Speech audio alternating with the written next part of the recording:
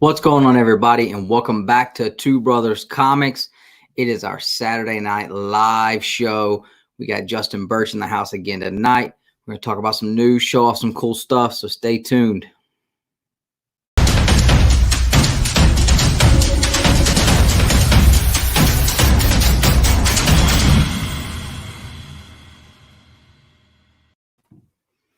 Is there any way you could ever get tired of that intro, guys? I mean, you guys know me and how our relationship is. I'm not buttering them up, but like Nick definitely killed that intro. That is just fantastic. Absolutely. I'll clap all day. I'm glad everybody enjoys it a little bit. Justin, how you doing, sir? Good. How are you guys? Hanging in there. I am So glad pumped. it's Saturday. So Great interview last night and tonight, or earlier this afternoon. Thank you. I wanted to say that on camera. Do appreciate it. So That.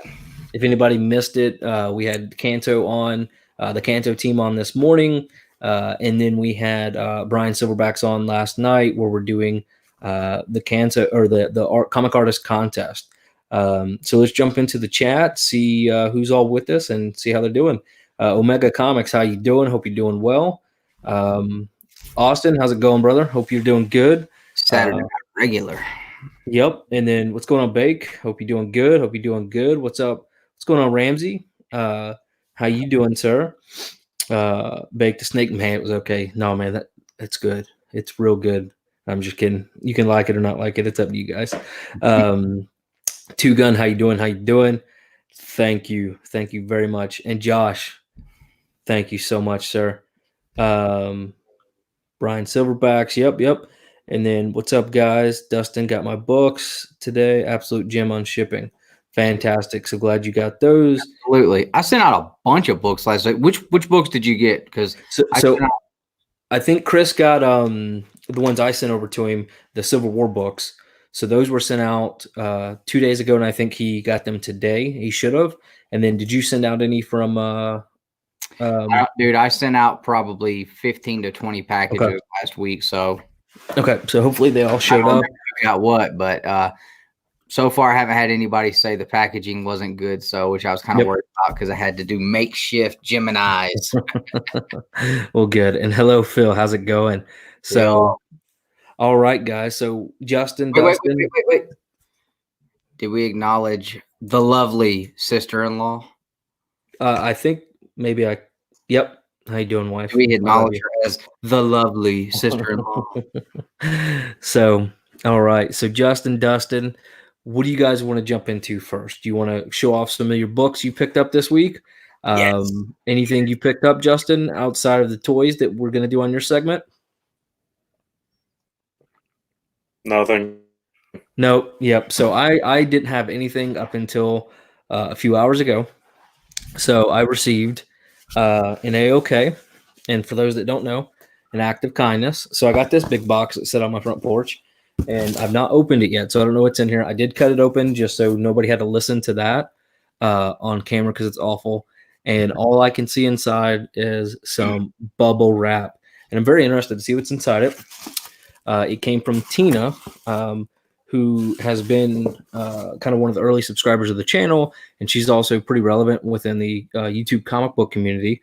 And so she sent something over to me, and I was, again, very shocked about it. So we'll open it up and see what's in here. Kirby B, hello. All right, so here it is. Lots of bubble wrap. Jump into a big pile of money, Scrooge McDuck style. Yeah, I wish. And then Kirby, hello. All right, so let's see what's in here. I think this might be my first AOK since Stevie B originally. So that's pretty cool. So got a card here with some blue tape on it. I always use the blue tape. And then I'll check it out. Nick was cleaning up my bookshelf, saw this book. It needs a new home. Boom, you're it. It's a bit banged up in the corners, maybe, but sorry, it's actually good handwriting. I just can't read. but maybe the battles in the book came out to play. Hope you like it. Regards, Tina. So that's pretty cool. Let's see what it is. What do you guys think it is? Any guesses? Some Star Wars, maybe? I don't know. Sorry, I know that's really loud. It said, what did the note say? Battles came out to play. Dustin, I think you're going to be jealous. The brothers? Is that what the note said? The battles will come out to play. So she said the book was a little banged up on the corners, but check that out. Yeah. Dude, check that out. That's awesome. Is that the whole first series? Like, I'm looking. It appears to be so. Let's look. That is awesome. Oh, dude, you suck. You can't have it either because it's got my name on it. Way to go, dude. That's awesome. Dude, that's insane. Well, when I get to your house, I know what I'm going to be reading. That's awesome, dude.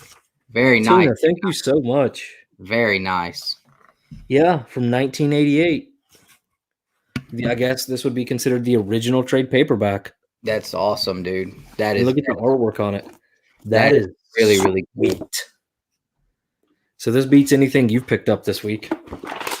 I can't see that being possible at all. I do think that is fantastic and extremely kind of her to have sent that to you. But Tina, you're the best. Because I've bought a couple of these, but I've never been brave enough to flip through them. That's my thing. Like I don't want to read the ones that I have because they're so nice, and I definitely want to put them in the I consider putting them in slabs, but I'm not sure yet. So that's cool. Awesome. So that'll be going up on the shelf. Everybody says that is super awesome. So way to go, Tina. That definitely rocks. Absolutely. And I'm psyched to see Nick getting an A-OK like that. That makes me feel cool. I always feel bad because I feel like people send them to me, and which I'm so grateful for. But Nick puts in so much work. I always feel bad. Like, I'm like, yes, he finally got one. Like I was going to start sending him stuff on my own with weird addresses and names. Oh, Lord. Oh man, heck yeah, Bake, it was awesome.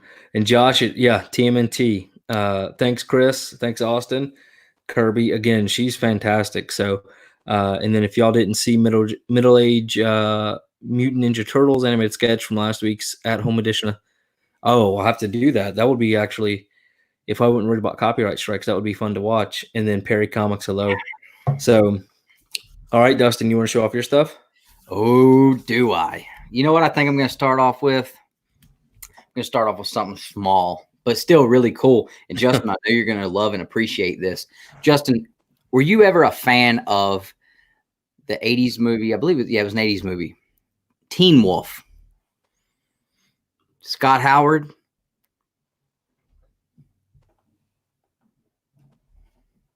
Oh, I think we lost him.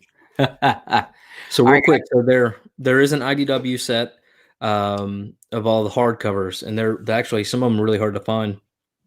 Right on. You back with us, Justin? I hope so. So I don't know if you heard me. I said, were you a fan of Teen Wolf, the movie?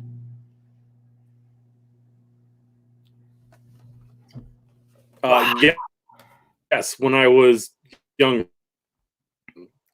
Look at that. That is awesome. I thought that was real. Oh, it's a Funko Pop.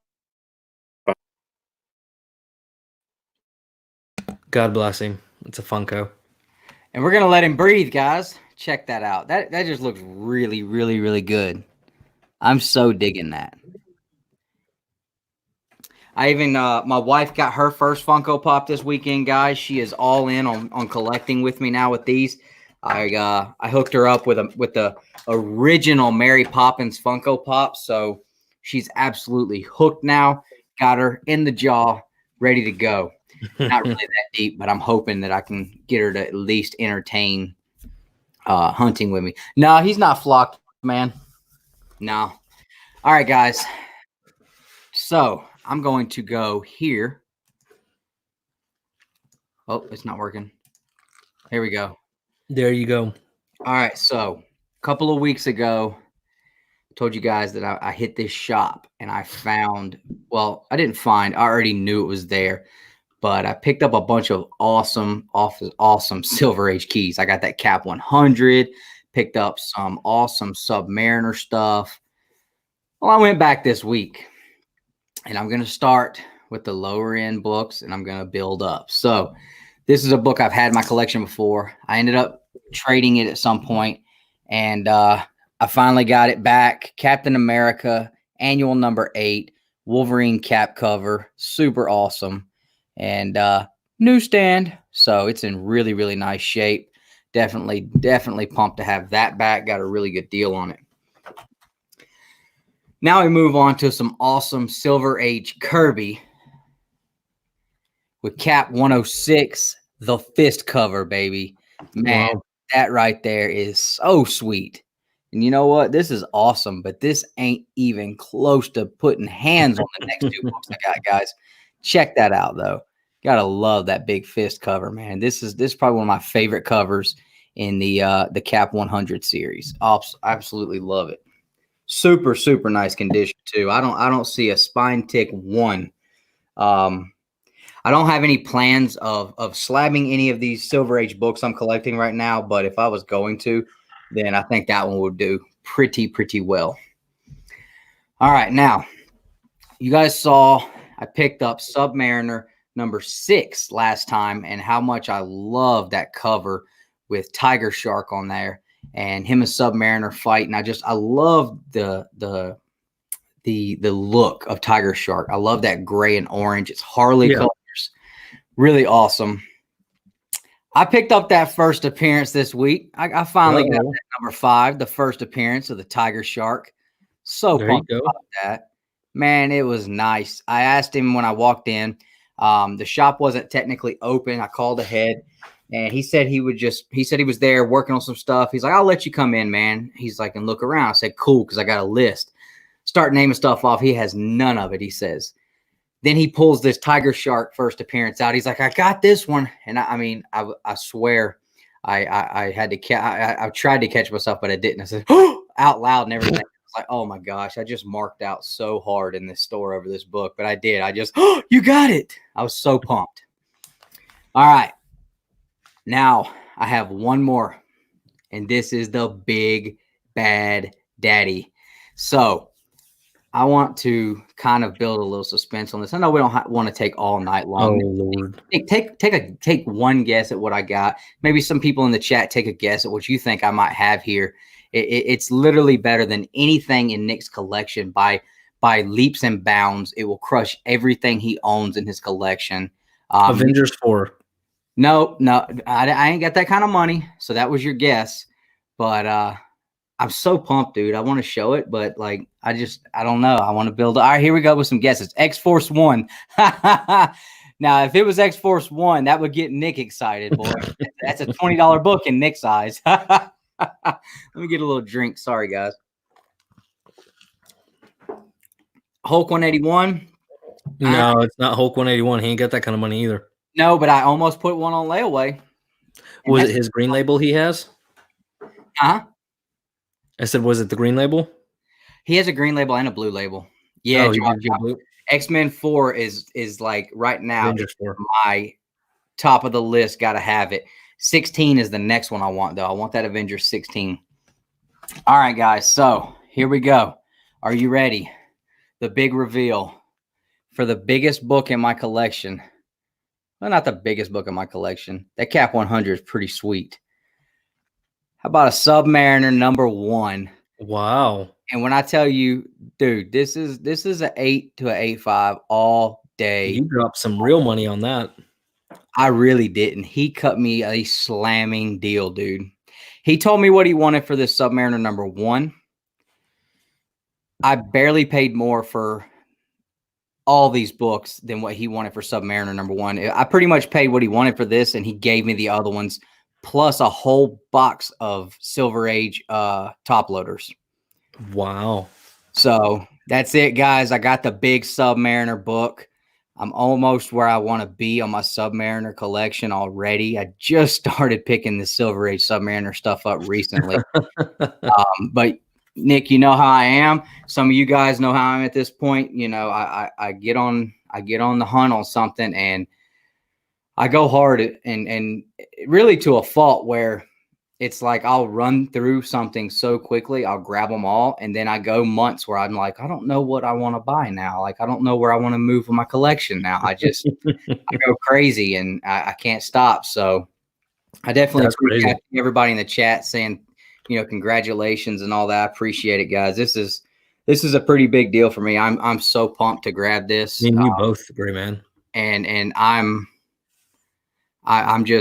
really glad to have gotten a raw copy because I don't know, for me, the Silver Age books, I like having them just in a Mylar and they just present so well. So I appreciate them more. I think, you know, just raw, and I'm so pumped to have that. But Nick, you won't believe what I got them for. I'll tell you later, but I don't want to give all one's a good deal. But yeah, guys, it was awesome, and they've got so many cool books. I had the first Ra's al Ghul, and I had that one in my hand, and I was trying to decide if I wanted to get the first Ra's al Ghul or this Submariner #1. Yeah. Then I found an Avengers #4, but it was actually the reprint that came with the record. Okay. And I almost picked that one up. And he also had an Amazing Spider-Man #1 that was a reprint that came with a record. But I ended up going with that Submariner #1 and Submariner #5. But yeah, I mean, I couldn't be happier with the pickups I made this week with the Submariner #1, Submariner #5. Honestly, I think I'm almost as excited about having this as I am #1. And then that Jack Kirby fist cover. Gotta love it. And then, of course, the Captain America annual. This is probably, to me, the best annual cover that there is. I really, really dig it. I mean, the artwork is fantastic on it. So definitely had a great week. I've been so excited to show everybody that. I wouldn't even show Nick, so wanted to keep him in suspense as well. But I've been hitting eBay, Facebook, Instagram. I've been looking everywhere since the first day that I got that second appearance of Tiger Shark, looking for the right condition issue #5. And he just pulled it out of a box. Here it is. I got it, man. And I totally marked out right there in the store. I was like, oh, I'm so glad that it was just me and him in the shop. I mean, it's so cool walking into a shop, like having the whole shop to yourself. And he just got boxes sitting them in front of me. Here, dig through this one, dig through this one, dig through this one. And I'm pulling out books. I mean, I had an Avengers 1 in my hand again. He's got an Avengers 1, a Daredevil #1. And I'm like, man, this is awesome. That is pretty cool, though. It's really neat getting to look through those kind of books. So, and Nick's been there one time. When he comes back down next time, I definitely want to take you up there and let you dig through some of that stuff. We need to do a spotlight up there, man, because he's got some really cool stuff. Did you tell him that we do the YouTube thing? Yeah, we talked about it for a while, and honestly, this was the first time. The shop's called Dave's Collectibles. It's out in Fayetteville, Georgia. Dave is a great guy, and this was really the first time I was ever able to actually kind of just have a conversation with him, because he's always so busy in there, so he doesn't really have a lot of time to talk to people.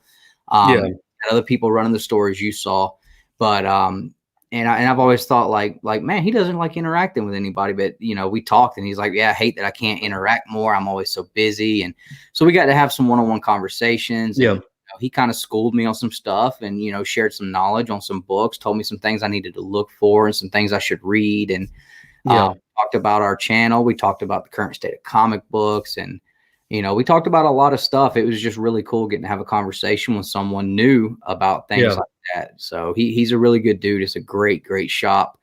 And it's funny because go ahead.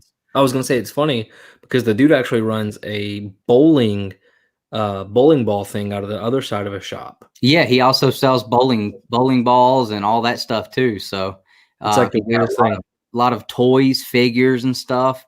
And Justin actually showed us those Mortal Kombat figures. I forget who makes them. But they're NECA ones?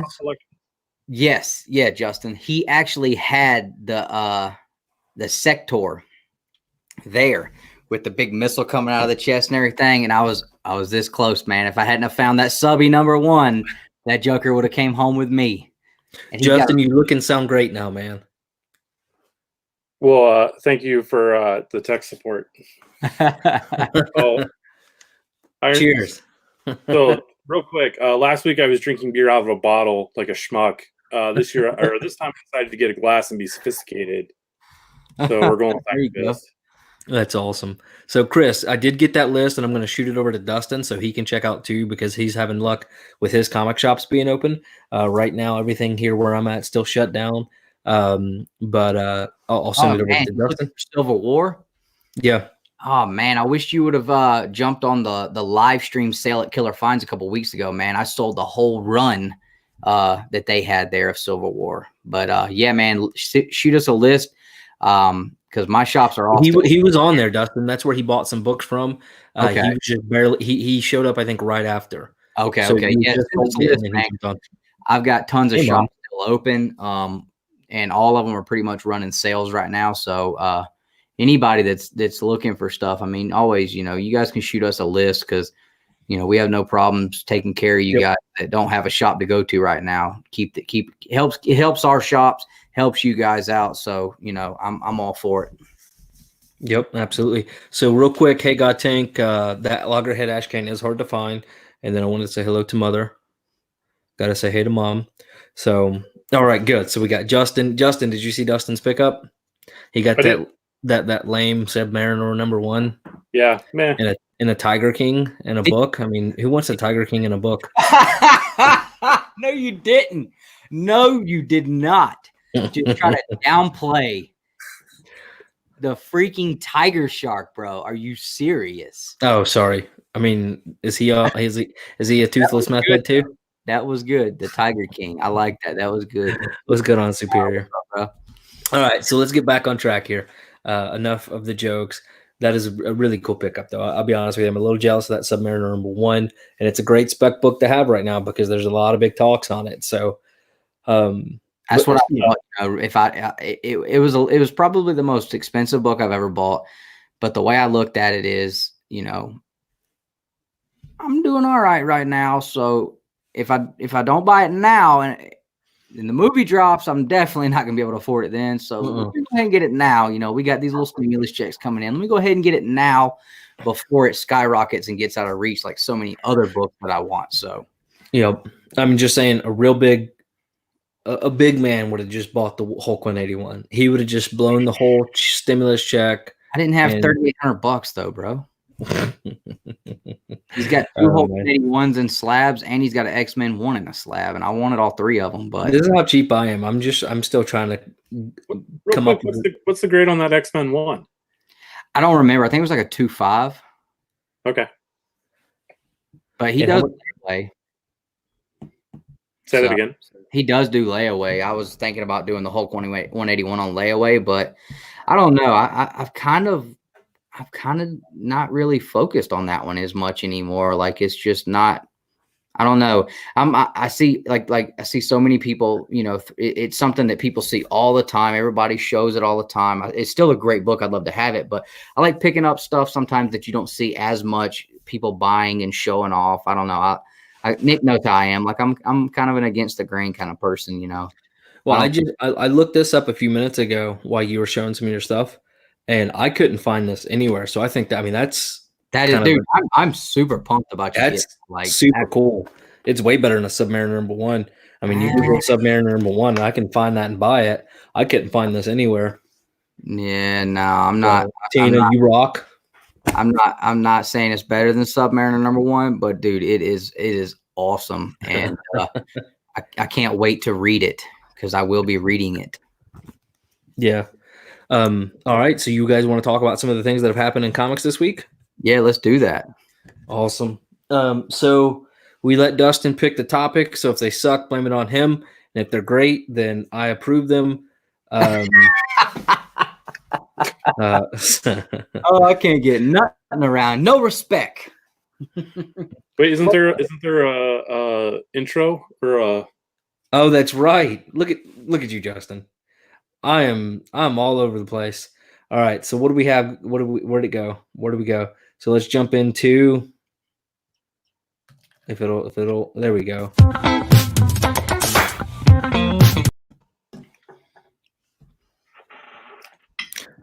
You're so right, Justin. You're so right. Why I like hanging out with you guys, because this is a professionally run operation.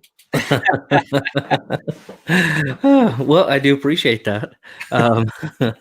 So the first thing we have on the topic list here, and hopefully I'm not running.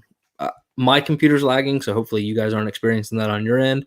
But the first big topic, Boom Studio signs first look deal with Netflix, right? So Yeah. Justin, you guys want to talk about this for a little bit?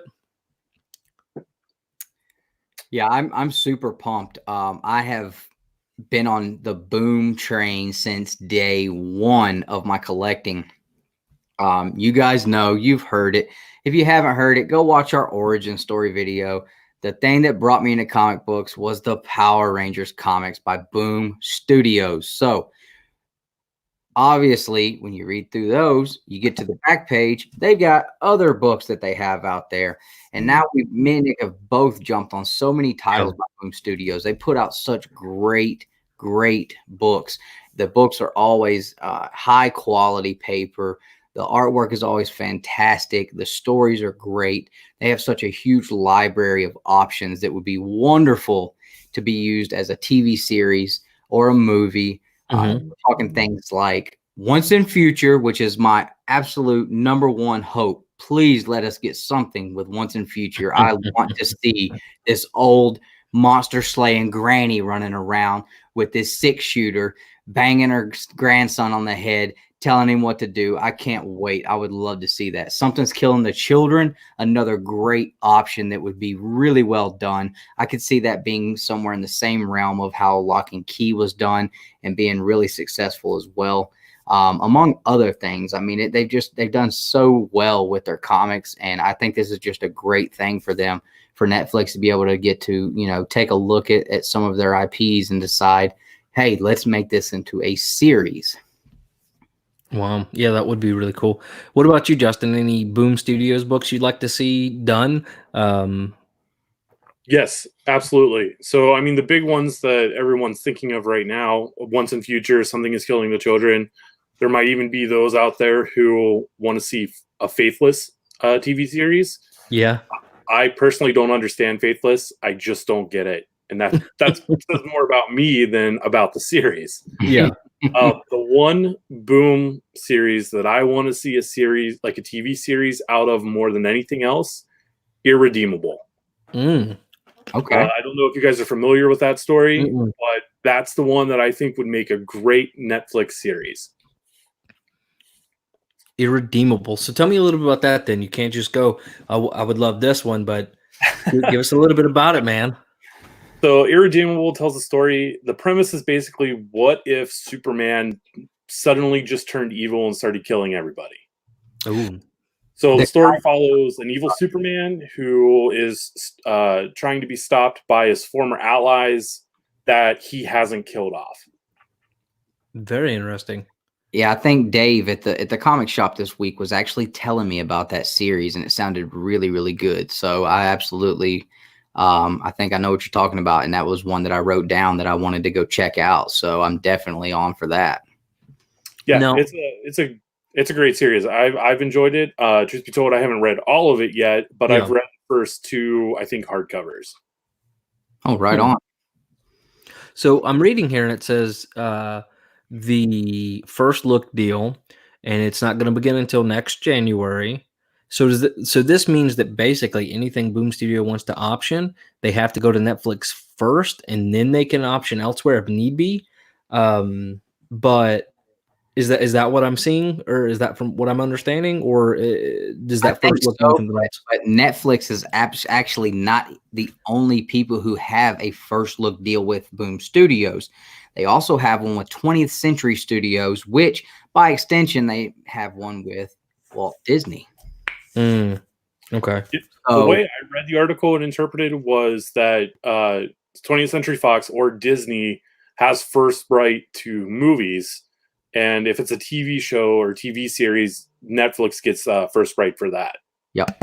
Oh, nice. And so there's tons of options for Boom Studios right now, which I could not be more excited about, because I really think, as far as these large indie companies, Boom Studios' library of IPs is so huge and so full of just awesome titles that, they really can't go wrong. I mean, it's just Boom Studios, I think, was a really, really good choice to do this with. I mean, I'm so pumped about it.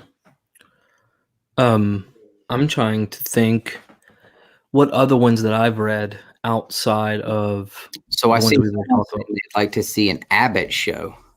I don't know about that one. Do you? I don't. I see Bone Parish. I'm not. And then Agu, what do you mean on Injustice talk? He might have hopped in and heard us talking about the Superman. And okay. Yeah.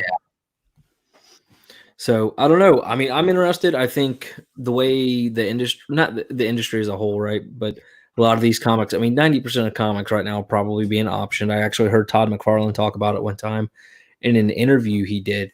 He said, basically, say you have 100 comics, the first 100 or 99, 98 are going to come from Marvel or DC. So all of those are already going to be, done by Warner or Disney. And then the following is going to be basically Spawn and, The Walking Dead. And, those are already Spawn's his thing. So really anything that may be a top of the line book, when I say top of the line, but, sub 100 in sales and a decent IP, people are buying those up left and right. Every week you hear about one being optioned. Philadelphia was optioned this week. Like the Marked has been one that's been optioned. I mean, if it's a decent IP, these studios, they're trying to option them just to basically kind of put them in the back pocket and say, hey, we may want to do something with this one day. So, I mean, Folklords would be another one that would be great. People have really been enjoying that. I know we really like it too. So, I mean, that would be another one that would be great. Yeah, absolutely. That's the thing. These streaming services are always looking for content now that there's 437 of them. Mm-hmm. Yep. And why come up with original ideas whenever you have people, like within the comic industry that is basically doing it? New books are coming out consistently, so it's kind of a gold mine. Yeah, I mean, and they have that other new one that just popped up. And I've only gotten issue number 1. I don't know if issue number 2 dropped yet or not, but if it did, I have not picked it up, and I definitely need to. If you guys know in the chat if it's dropped already, let me know. But King of Nowhere, the first issue, it was cool.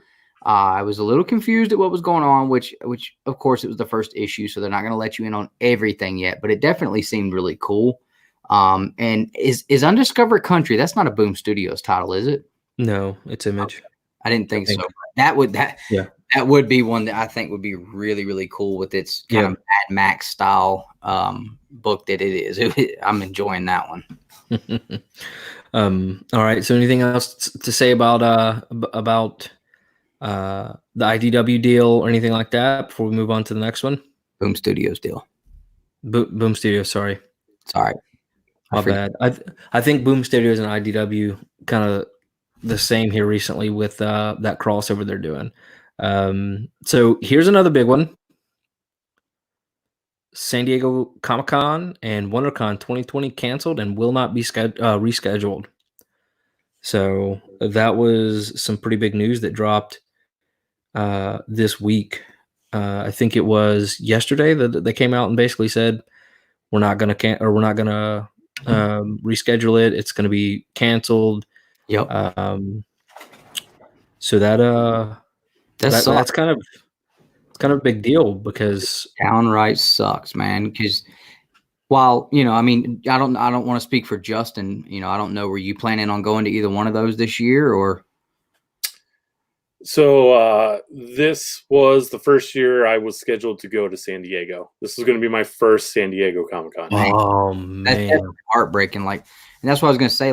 Even though I know me and Nick weren't going to plan on going to either one of those this year, I know there was a lot of people that plan on going every year, and not just the people that plan on going as fans, but there's tons of people out there who their livelihood depends on these cons. You know, these people that go set up at these cons, and the big ones, you know, like WonderCon in San Diego and New York. This is where they make their big nest eggs for the year, and that really sucks for those people because, you know, they spend the whole year before leading up to, you know, the day after San Diego Comic-Con's over, they're setting up, getting ready for next year's San Diego Comic-Con. And, you know, they put all their money into the product that they have to use to set up. You know, people like, you know, like I know Very Gary, he sets up at these big cons and stuff. You know, he puts a lot of money, a lot of time, a lot of effort into building the collections he has to put up for sale at these cons to make the money that they are able to make at these cons. And it's not going to be available this year. And they're just literally at this point going to have to sit on that stuff. And that really sucks. I mean, you know, I think it really hurts them. You know, the people that set up these booths and depend on that, I think they're the ones that are being hurt more than anybody at this point. Well, I'll tell you this much, that'll never happen.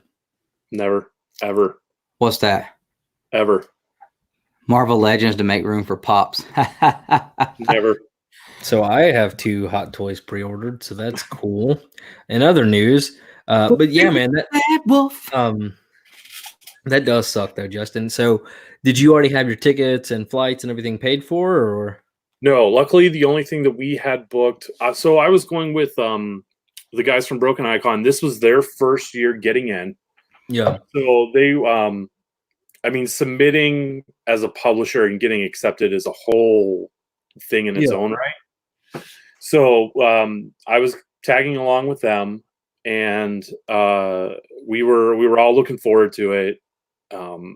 We kind of hoped that it wouldn't be canceled, but I think we knew that there was a strong possibility that it was going to happen. Mm-hmm. When I read the headline yesterday, it was yesterday afternoon, I was downstairs working, and I just like yelled out episode 3 Darth Vader no.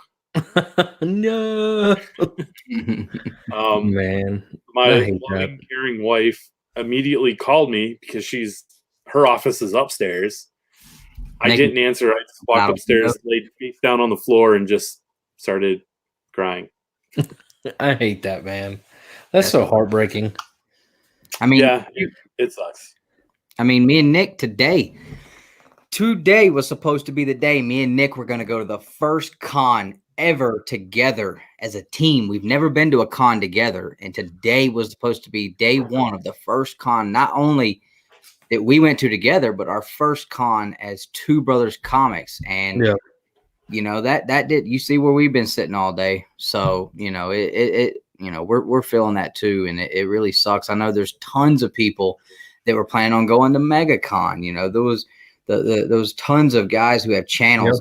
Everybody was going to meet up down there. It was going to be like a YouTube channel takeover at MegaCon, and that got, you know, jacked up. And now a lot of those people are not going to be able to make it for the new dates if those still hold steady. But yeah, I mean, it sucks for everybody, absolutely. But I'll tell you this: if all these cons continue to get canceled this year, next year's cons, I bet, are going to be outrageous. I mean, I don't think so. I think you don't think so. You don't think like I don't think so, and I'll tell you why. Stuff is going to be crazy. I don't think so, and the reason being is I think people are still going to be fearful of the COVID and things like that. I think the way, and again, this is going much more in depth than just surface level of con season, but I think the way people congregate together is going to change. I think there are going to be some people that are still going to be fearful of this COVID virus if things don't completely clear up. And I think it'll be a couple of years before you, and again, I could be completely wrong, but in my mind, I think people are still going to be a little fearful. So I don't know, you know, maybe they'll be completely packed. But you know, they're talking about changing the way people gather. You know, what if these cons start going, okay, we're going to spread out booths to 6 feet apart instead of on top of each other, or whatever it may be. You know, we're going to limit half capacity in these venues now. Some of those things are very real that, you know, these cons may have to be dealing with over the next year or two until things kind of settle down. So I don't know. You know, I'll tell you what the problem is that bleep, Carol Danvers, she did all this. It's her you mean fault. Baskins? Carol Baskins. Baskins. Golly, I guess we shouldn't blame Captain Marvel. My bad. Oh God! Ruined my own joke. Damn it. What's funny is when I remember complaining when I was at C2E2 in February, because that's like the earliest it's ever been. It's usually always in March or April. Mm-hmm. And when I was talking to friends, they're like, yeah, who knows? This could be the last convention of the year. We just don't know. Yeah. It's looking like that could be a real possibility. Yeah. Yeah, I can't remember if there was a con in Kentucky that happened. It was supposed to happen like literally, I think either the same weekend or the weekend after C2E2. And I wanted to go to that one because Kevin Eastman was going to be there and a couple other people. Lexington? Yeah, did Lexington Con happen? No. So when was it? It was scheduled for like beginning of March or something. Okay. They rescheduled, I think, to I want to say May, but then they rescheduled again. I think it's in sometime in June. Oh, okay. Actually, it is. Lexington is the same weekend as Heroes Con. Well, I may be able to still make it to Lexington Con then. Maybe I can drag Nick out to Kentucky with me. I don't know. It's only about that trade paperback sign that you just picked up. If you go to Kentucky, that's gonna, change my schedule. You should just go to Charlotte instead. See, Charlotte's a lot closer to Dustin, but Kentucky's a lot closer to me. Well, I'll go pick you up. I'll fly. Right now, flights are cheap, man. Yeah. Green Laser said it's always okay to blame Carol Danvers. I think so too, but I was upset I ruined my joke, but hey. Oh man. But yeah, so I don't know. I mean, I hope a lot of these vendors don't disappear. I know, again, a lot of people make a lot of their livelihoods on these things. And these small publishers, and even you, Justin, as a creator, I mean, basically that's kind of how you started, was at these conventions. And it's amazing how quickly and life-changing all of it's happened. So I don't know. Hopefully things turn around, and that would be ideal, right? I mean, like here in Atlanta, we've got it in Atlanta ComiKon, but it's so small. There's not a ton of people that show up compared to some of these other cons. They don't get the big name guest. I mean, last year we did get Clayton Crane. I think he was the biggest name there. I was pumped about it because that was who I went to see. But we have Dragon Con, and Dragon Con is like a national thing. People come from all over the world to Dragon Con. So he said national and then all over the world. Well, I was reiterating. It's national. Everybody comes from all over the world. All right, whatever. What I'm saying is, like, I know that Dragon Con brings in a lot of money for the city of Atlanta. But it does make my commute horrible because I do work in Atlanta, so I wouldn't be too mad about it for that point. But I was considering going to Dragon Con this year. But I can definitely see that one being, probably pushed back or canceled too, because I know it's huge. Yeah. Okay. So anything else on this topic before we move on? No, I mean it's a pretty dark subject. I mean, it sucks. I think everybody can agree on that. And let's move on to something good news here. Well, it depends on what your opinion on it is. So, DC. Oh, that wasn't what I was thinking, but go ahead. Oh, sorry. I still got to pull up the other one. So DC has a new print distribution plan, and basically, it's going to be 2 regional distributors outside of Diamond, because Diamond is obviously shut down due to the COVID. Yeah. And so Lunar and UCS are newly created sister companies. And basically, it's Discount Comic Book Services and Midtown Comics have created their own logistics and supply chain.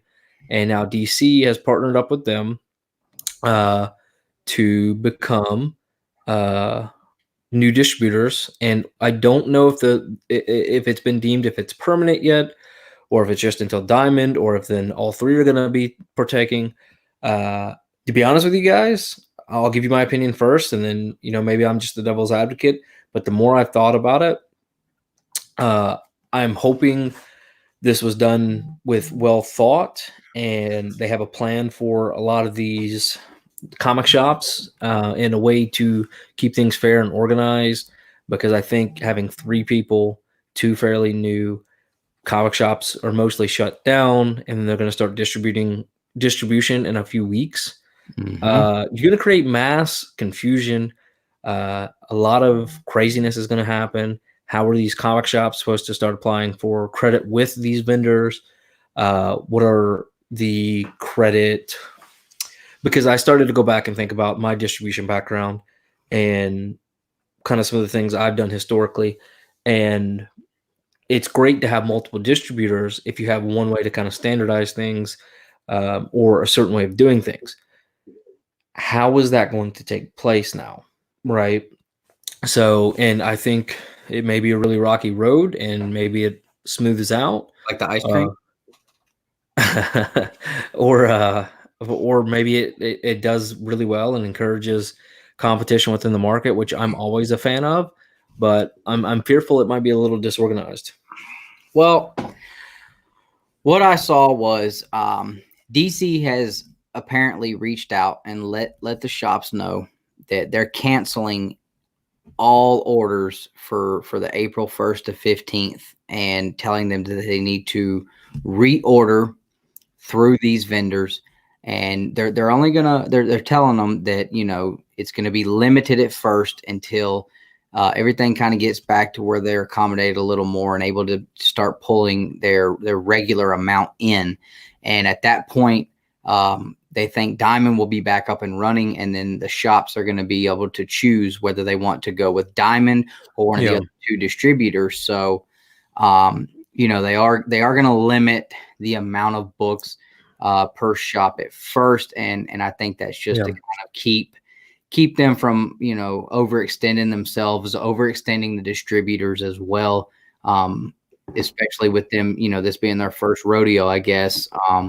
But I think that it sounds like they're going to try to be in it for the long haul, but giving the shops the opportunity to go a different route. But here's my thoughts. So if I'm a comic shop owner, and we're both really we're good friends, we've gotten chummy with our LCS owners. They're good people. So I know when stuff like this comes out, those are the first people that come into our minds, people who we're thinking about. If I own a shop and DC's telling me, okay, you can order our books now through these two. Well, what about when everything starts coming back out from everywhere? I'm going to order from, if DC decides to only go with these two, and they're not saying they are, but what if they decide that they like how things are going with these two and they just want to go exclusively through them? Well, now I got to order everything else through Diamond and then these through you guys. Like I can see that being a problem. So, I hope they get all the issues ironed out. And I know it's probably going to be a learning curve. There's going to be some problems. Any startup is going to be that way. I think it's going to be cool to be able to get the books out. At first, when I first saw it, my first thoughts were they're going to bypass the shops and try to do direct sales to the customers. And that sucks. And I would not buy my books that way anyway. I wouldn't do it because like I said, me and you, we think about what that's doing to our close friends who own these shops. So, as long as they're going to offer to be able to still go through your shop and your shop get the books, then DC may be a little bit ahead of the curve as long as they can keep everything organized and do it the right way. This may be what DC needs to kind of, get themselves back in a better light. Because right now I think, they're not probably doing the best. No. So what do you think, Justin? What have you read much on this, and what is your perspective? I like that they're trying to do something. I Yeah. just don't know if this is the best way to do it. I reached out to a friend who works in a comic shop, and his exact words were FDC. So he is not happy about this. I think it's a combination of, okay, so the option is there to order the books. What if we can't order them? You know, what if you're a store that's based in a state that's still shut down? Yep. Which is 90% of the state. About that, and they did actually talk about that partially in that article too. About I think there's certain areas that aren't going to be able to get them right now, and I know outside of the states is an issue. So I guess I didn't think about that when I was talking. I mean, but like I said, you know, I there's going to be issues. There's going to be the negatives, and if that's true. Like I didn't think about the fact that there are states that are still shut down, and shops that, yeah, we can order the books. Maybe we can even receive the books. What are we supposed to do with them, though? Yep. So yeah, right. I can see that. I'm sorry. That brings up a whole other issue of, okay, so we ordered the books, we received the books. If we can't sell the books, how do we pay for the books? Yeah. Yep. And then how are you supposed to apply for credit and things like that? You have no cash flow. You have no revenue. I mean, again, going back to when I worked in logistics, your credit department is probably one of the biggest keys within supply chain, right? Because you're talking about spending a bunch of money on these orders, and you really most of the times don't pay it back, you know, until you start giving in revenue from selling those materials. That in that case, materials, but here comic books. So there's a lot going on. I think it's a rush job to try to get out away from Diamond. But what happens when Diamond comes back full steam ahead? Which they're planning to do in May, from what I'm reading. Yeah, mid to late May.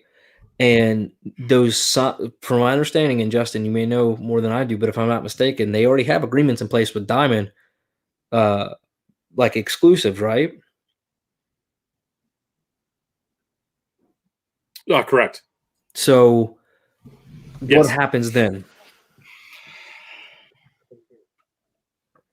Yeah, and one of the interesting things that I'm seeing is the books that they're releasing that very first week are 3 reprints, and you know, no-name books that anybody's really interested in for the most part.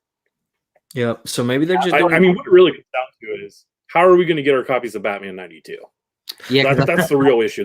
Batman 92 specifically, and I didn't read the article, but I did see something about them talking about a specific release date for Batman 92. But I don't think it was as soon as everything else is. Yeah, it's just, I don't know, and the whole thing is kind of.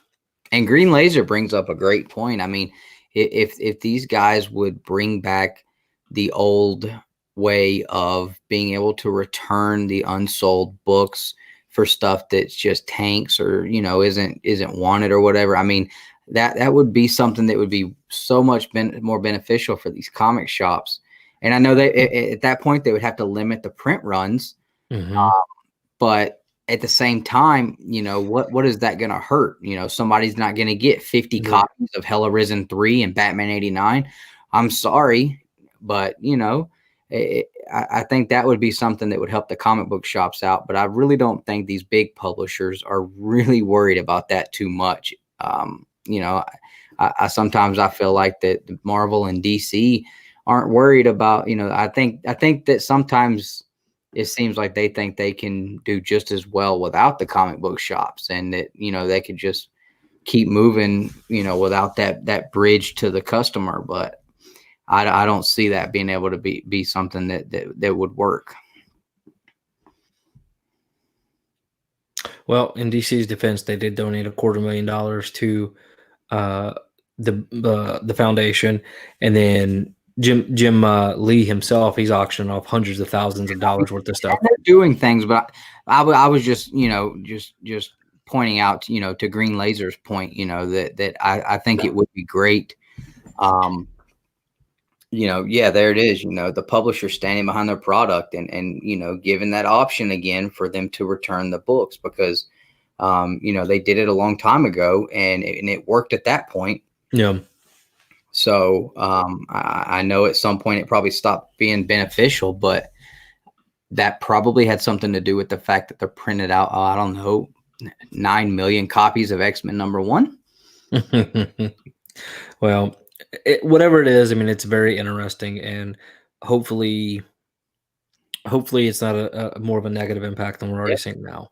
And here he is again. I mean, you know, another great point there. You know, people complain about the amount of money that some of these shops charge for some of these really expensive variants, and you know, it's like, you know, yeah, like I agree. They have to be able to find a way at some point to make up for some of the money that they're spending on these books that aren't being sold.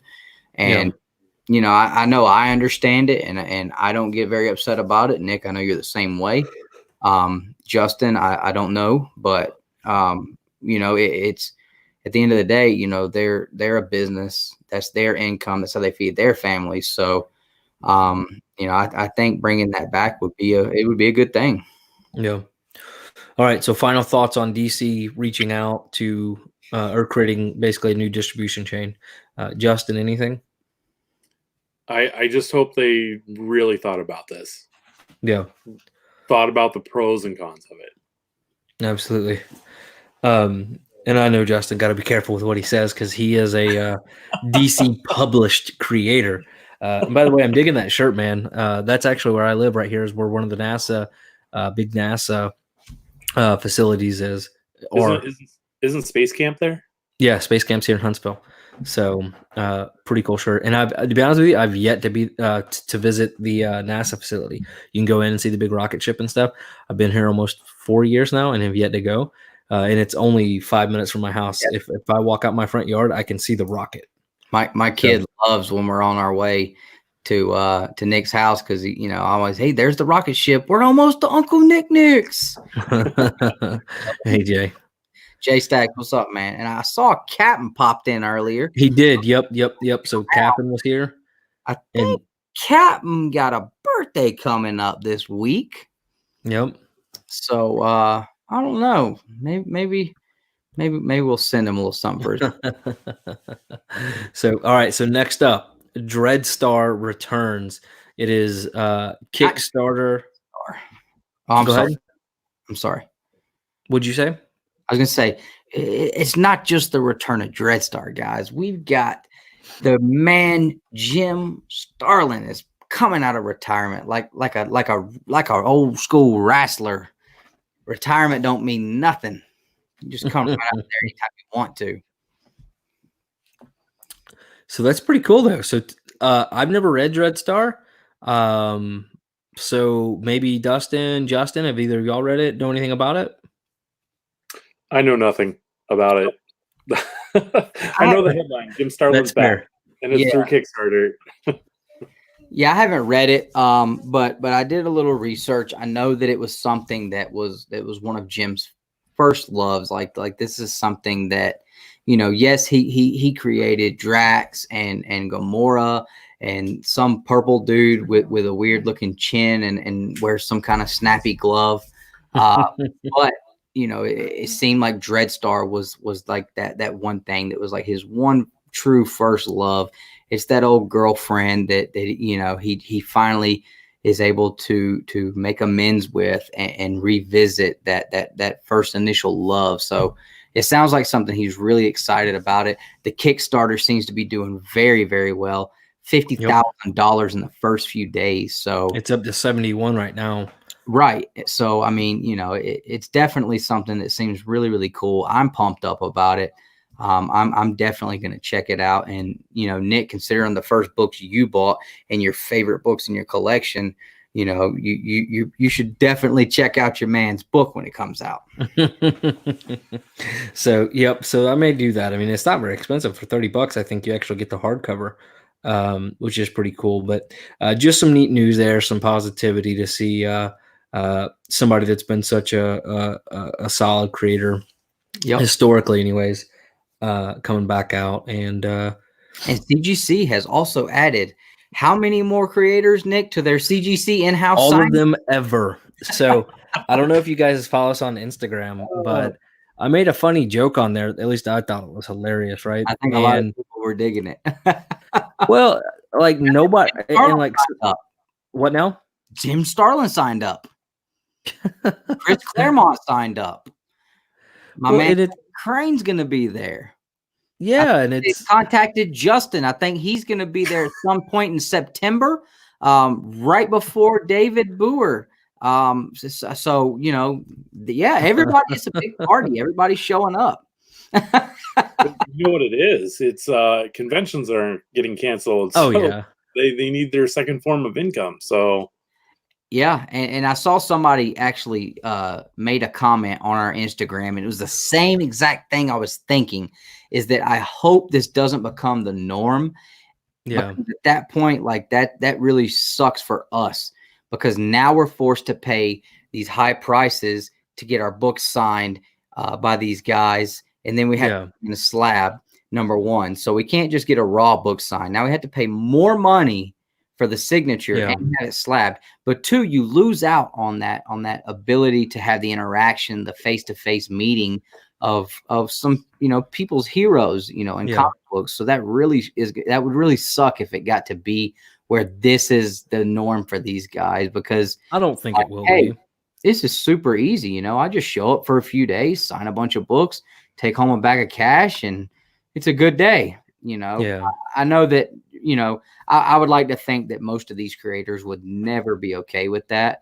But hey, you know, you never know. Like we were talking earlier, you know, this may be the norm for a while, though. Yeah, no, I don't think it'll happen. I think these people, they have to get out there. They have to network in that way. I think CGC is probably touting that Todd McFarlane money. Like, hey, this is, you know, the volume Todd McFarlane got in. You guys can perform the same. But I think what we're going to see is, one, everything's so uncertain right now, but two, you're having so many creators go down there to do this, and I respect it, right? You got to make the money. They have to have their income. Absolutely. It's great for them, and I'm glad it's available, because I don't want to take away, you know, from the creators. You know, even though we have our issues with CGC, it is great for the creators because it does give them some source of income to help them continue to make it through during the time that they're not able to make the money they normally would. But I think it's becoming so saturated. I think people aren't going to be able to afford to pay $70, $80, $90, $150 if you're Frank Miller, whatever it is. So it's okay. Do I get a Frank Miller signature, which is like almost impossible to do now, or at least it's pretty difficult, right? Yeah. Or do I go get Clayton Crane, or do I get a Donny Cates and Ryan Stegman, or do I do this, or do I do that? And I think as they roll them out so close together, and they're given such a broad timeline to, I think you're going to have some creators that are going to run there and not going to get the volume they probably may have been sold. But I don't know. I see what you're saying, you know, maybe because you have what's the next two? You got Clayton Crane and Frank Miller. So maybe everybody's like, oh, I'm going to hold out for Frank Miller, and then Clayton Crane gets like hardly, you know, a fraction of what he thought he was going to get, because everybody's holding out for Frank Miller. And it's really cool for people who want that Frank Miller signature, and maybe Frank Miller never makes it anywhere near their side of the country. So I can see positives on that side, but then there's the negatives of, okay, you know, having Frank Miller here and then Clayton Crane here, and they're a month apart, and I already spent this money here, so I don't know if I can this guy. I can see that being a negative there, but we could talk positive and negatives on this all night. I mean, me and you talk positive and negatives on CGC all together, you know, all the time and anyway. So, well, I just thought it was funny that I basically just erased where it said Chris Claremont and then just put every comic creator ever. And people on there liking it and saying, "Oh, this is fire" and stuff like that. And I'm like, guys, come on, it's supposed to be humorous, but I think it's just people scrolling. Got the joke. I think people got the joke, but I cracked up about it. I thought it was hilarious. Like I got that email. I get them again. It's been like once a day, but it's pretty funny. So, and then of course you being able to be witty, because usually that's my thing. So hats off. Except I can be witty and make it look good. I'd give you the better if you went on eBay or YouTube. Oh man! So what do you think, Justin? CGC reaches out and they say, "Hey, Justin, we want you to come down here and sign all these books. You going?" I think if it ever gets to that point, we're all in trouble. No. That's I'll funny. send a hot toy in. Be like, Justin, you better tell him to put it in a CGC somehow. No, dude, you got to send some pops. Oh my gosh! You know what I'm gonna do, Justin? Just for you, bro. If I ever sign pops, let me rephrase this. I'm gonna step back. I'm gonna take a step back. If I ever sign pops for you, it's just gonna be a giant middle finger. No, that's funny. Check this out. And I don't want to spoil it because if I do this, I think it would be so great. But you know, there's people that make custom Funko Pops, right? Yes. Don't think I won't get a custom. I will pay money to have a Justin Birch Funko Pop made in your exact likeness. I will do it. I promise you I will do it. And I will send it to you, and you will have to put it in your display case, and you will love it. And then you'll be mad that you have to love it. There will be a special video of me like shooting Roman candles at it and running it over with a lawnmower. Hooking firecrackers to it. Yeah. He's gonna be like that little kid from Toy Story. That's what I say. Yeah, like, he'd be pumped with a Justin Birch hot toy though. So Jay, I think so. What you're saying, Jay, is CGC isn't closed down. I think CBCS. Yeah. Oh, how come? Why can't they? CBCS was open and CGC was closed. If only one of them could be open. Yeah. Yeah. No, I agree. I don't know. Are they essential? Is that's an argument for another day. But we talked about that, and I think we established, our thoughts were we were happy for the employees that were able to still come in and make their money and provide for their families. But as far as for CGC themselves, I think at this point they should have, continue to pay their employees and catch up on all the backlog books that they have right now. So when everything opens back up, we don't have to wait 18 months for one book to come back. Oh yeah, people are real upset about that. But all right, so that's all the news we have for tonight. And other than Justin, you have anything else newsworthy, or are you ready to move on? No, I think we had. I think that was a pretty good best news segment yet. Y'all ready?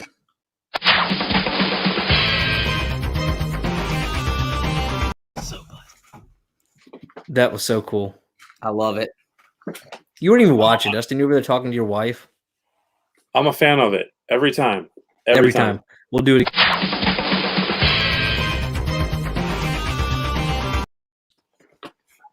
I love it. Cool. I love it. Do it again. No, I'm already off the branding. I'm back on the comments. So, all right, Justin, this is all you. This is your segment. Right. This is your toy box. So, 3 new Marvel Legends came in this week. It's the only toys I've gotten. So, first one up, we got Red Guardian. Oh, Black Widow movie. That looks good. Fun, nice. It looks like he doesn't have his mask. I kind of like his look with the mask. Oh, that's lame. On the back, so they picture him with the mask. That's lame. That's a cop out for sure. I'm sure that means at some point we're going to get an exclusive version of him with a mask. Or is there a chase with the mask and you missed out on it? No, I would not have missed out on it. I did see that Taskmaster figure at Target yesterday. Dude, that thing looked really, really cool. Yeah, I like the oranges on it, the way they pop off the blues. Absolutely. So we got movie version.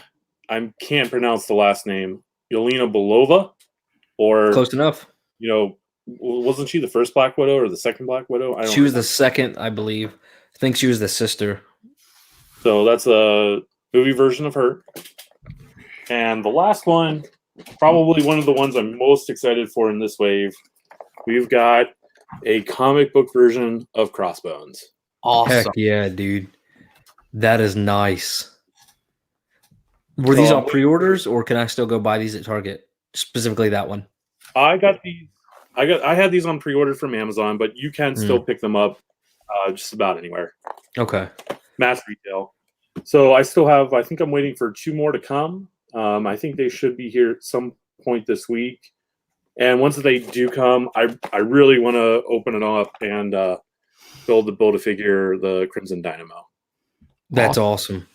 So like that. who wins, him or Hulkbuster? Between Crimson Dynamo or Hulkbuster? Yeah, I'm going to go with Hulkbuster. right on. Dude, I'm telling you right now, man, I've been looking everywhere for your Red Hulk, bro. I'm trying. I'm going to find it, dude. I'm not putting up with that garbage from that dude on Facebook. I'm going to find it for you. Oh my God. It's I'm determined to find it too. It's gonna happen. I'll get it. Eventually I'll get it. I'll paint a green Hulk and put it on a board for you. You're an idiot. Well, and hopefully in the next 3 to 5 months, I'll be able to pull something out cool and compete with some of these things. Yeah, I know what one of the things you pre-ordered was, but you haven't told me what the second one was. The second one I'm pretty excited about, and I think my wife is going to be excited about it. I heard him say earlier he pre-ordered a Star Wars something or another, but he didn't say what it was. Did I say Star Wars? Are you mistaken? You did. You said Star Wars hot toy in the interview with Drew and David. Man, you're clever. And I have another one on waitlist, so I'm interested. Like, Okay, suck, Justin. You can at least tell us what you waitlisted. So the waitlisted was the R2D2. Okay. So I'm really excited because that thing looks incredible, and then all the pieces coming out of it, so cool. Now the one I ordered originally, Dustin, I probably could have picked up a statue, but I went with that. Statues. I am so close. Like I am, since we decided to not buy the wife's new car. I am this close to pre-ordering that statue, man. Why don't you buy something for your wife instead? She's got her own money. I got my money. She got her money. The kid got his money. Everybody's got their own money right now, dude. And I mean, can you pull that statue up on our Instagram and just show it real quick? I don't even know what statue it was. The Lord Draken statue. I posted it on our Instagram not too long ago. It's a quarter scale Lord Draken statue, and it's actually modeled after the cover. Let me find it. I don't see it. Maybe I deleted it because it sucked. No, it's in there. I promise. I saw it. Oh, I see. Okay, hold on. And then after this, guys, we're going to do our top 10 villains. It's actually modeled after this cover here. But it's a quarter scale statue of the only comic book created Power Ranger character. You've got swap out heads, swap out arms, and you can move the helmets around from what it looked like. It looks really cool, but my fear is it's not something being put out by like Sideshow and some of these other bigger distributors, and I'm a little worried about that.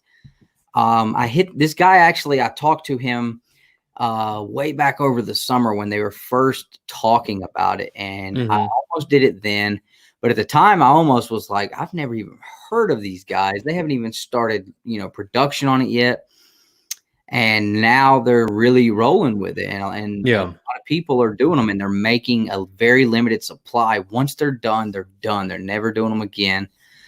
I believe it sounded like they were hand painting everything right now. They're working on getting everything ready to start being painted. It's $200 for the down payment, I guess, to do the pre-order.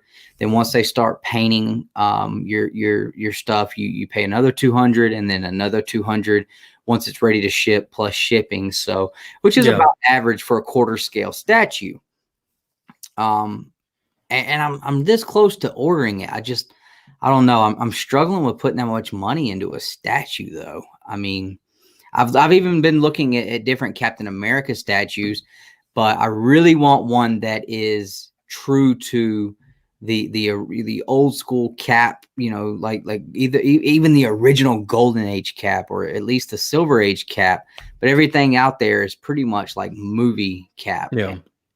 So I don't know. It's just hard for me to put that kind of money out into a statue or even to a figure. Like, I applaud you guys for doing it. I don't have the stones, man, to do it. I struggle with it. I mean, it killed me to pay for this. It killed me.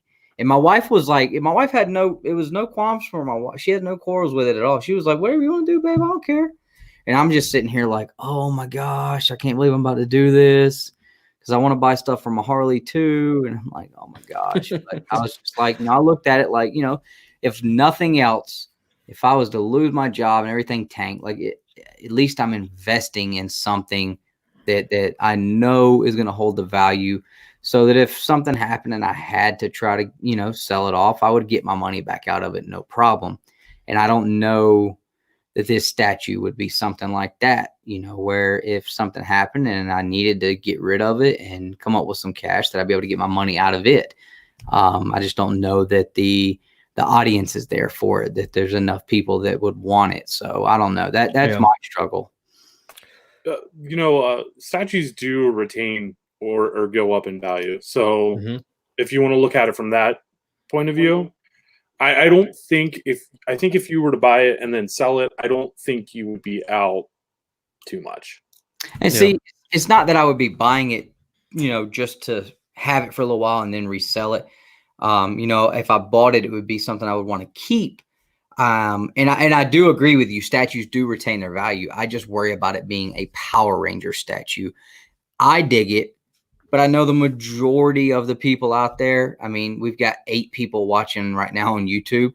I would say 7 of them probably could care less about a Power Rangers anything, just my guess. So that's my biggest worry there, is if something happened and I had to get rid of it, it would break my heart if I spent $1,100 including shipping on this thing and I was only able to get 5, maybe 6 out of it.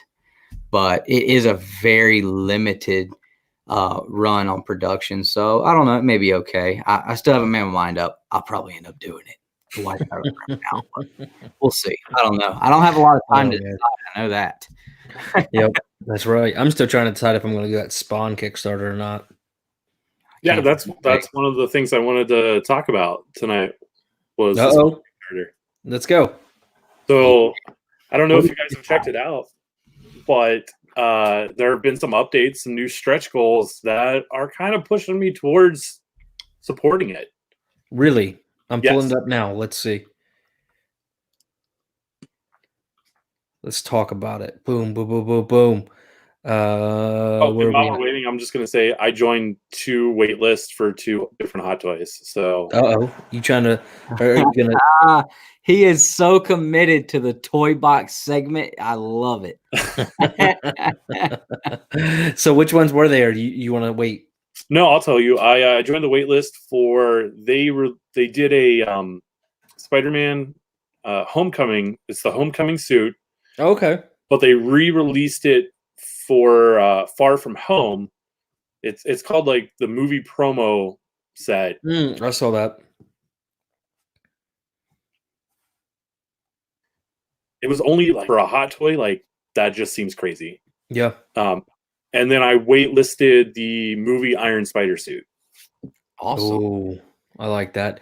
Now I'd like to see like a Web of Spider-Man where he's all jacked and like looks like he's been, in the gym for like 80 years without taking a break. Like that's my Spider-Man, super jacked Web of Spider-Man #1 Spider-Man. Yeah, I hope they do a black suit Spider-Man. I think that'd be awesome. That would be. Okay, so we knew about this stretch goal. We knew about stretch goal number 2, right? Yeah, the last stretch goal I think we talked about was the one where they upgrade the plastic chains to metal. Yep. So I'm gonna go back a little bit. It's loading. So his reaction, we played that. Free upgrade. Now more free upgrades. 3 different weapons with all 3 pack trilogy pledges. So the way I read that is if you support the pledge to get you all 3 figures, you're going to get 3 different weapons in it as well, like in addition to. Very nice. Now on this, let me ask you this, Justin, because I've never done a Kickstarter before. Do they charge you at point of sale, meaning as soon as I want to back it, I'm charged, or do they charge it upon shipping? Neither. They charge it when the Kickstarter time is up. So I don't know how many days are left on this. If there's 14 days left on it, you would be charged in 14 days. Very cool. Okay, so there's 19 days to go. I do need to do a reminder. All right, so 3 different weapons, and then they came out with a couple of days ago. Oh, what? A 6th head. I'm backing this, dude. That's it. It's happening. Yeah. So you're getting more heads, regardless of what pledge you do. And there's nothing wrong. I'm not making that joke. Wow. More free. Oh, is there a picture of it? Oh, nice. Yeah. So that's tempting. That is very tempting. And Todd McFarlane needs to cut his fingernails. Like, that's all I can stare at. Like, look at this jaggedy thing. And then, okay. That looks nice, though. Do you think these are going to be at the level of a Hot Toy? No, absolutely not. You don't think so? I think they're going to be a deluxe, like Marvel Legends kind of thing. No, like so you have a few of the My Hero figures. Yep. I think they're going to be a deluxe upscale version of that. Yeah, I think I'm going to end up buying or backing this. Wife, if you're listening, go buy yourself something very nice. Oh man, that is so cool though, dude. And I'm excited about this because I picked up the original Todd McFarlane Spawn figure. And it is sitting on your in-laws porch right now. You might want to let them know. Oh yeah. I need to do that right now. So Justin, are you in or out? So I'm leaning towards being in. I still have 18 more days to decide, see what other stretch goals we unlock. Yeah. What tier are you thinking about going in? If I do it, I'm going to want all 3 figures. You're doing the Mac Daddy. Yeah.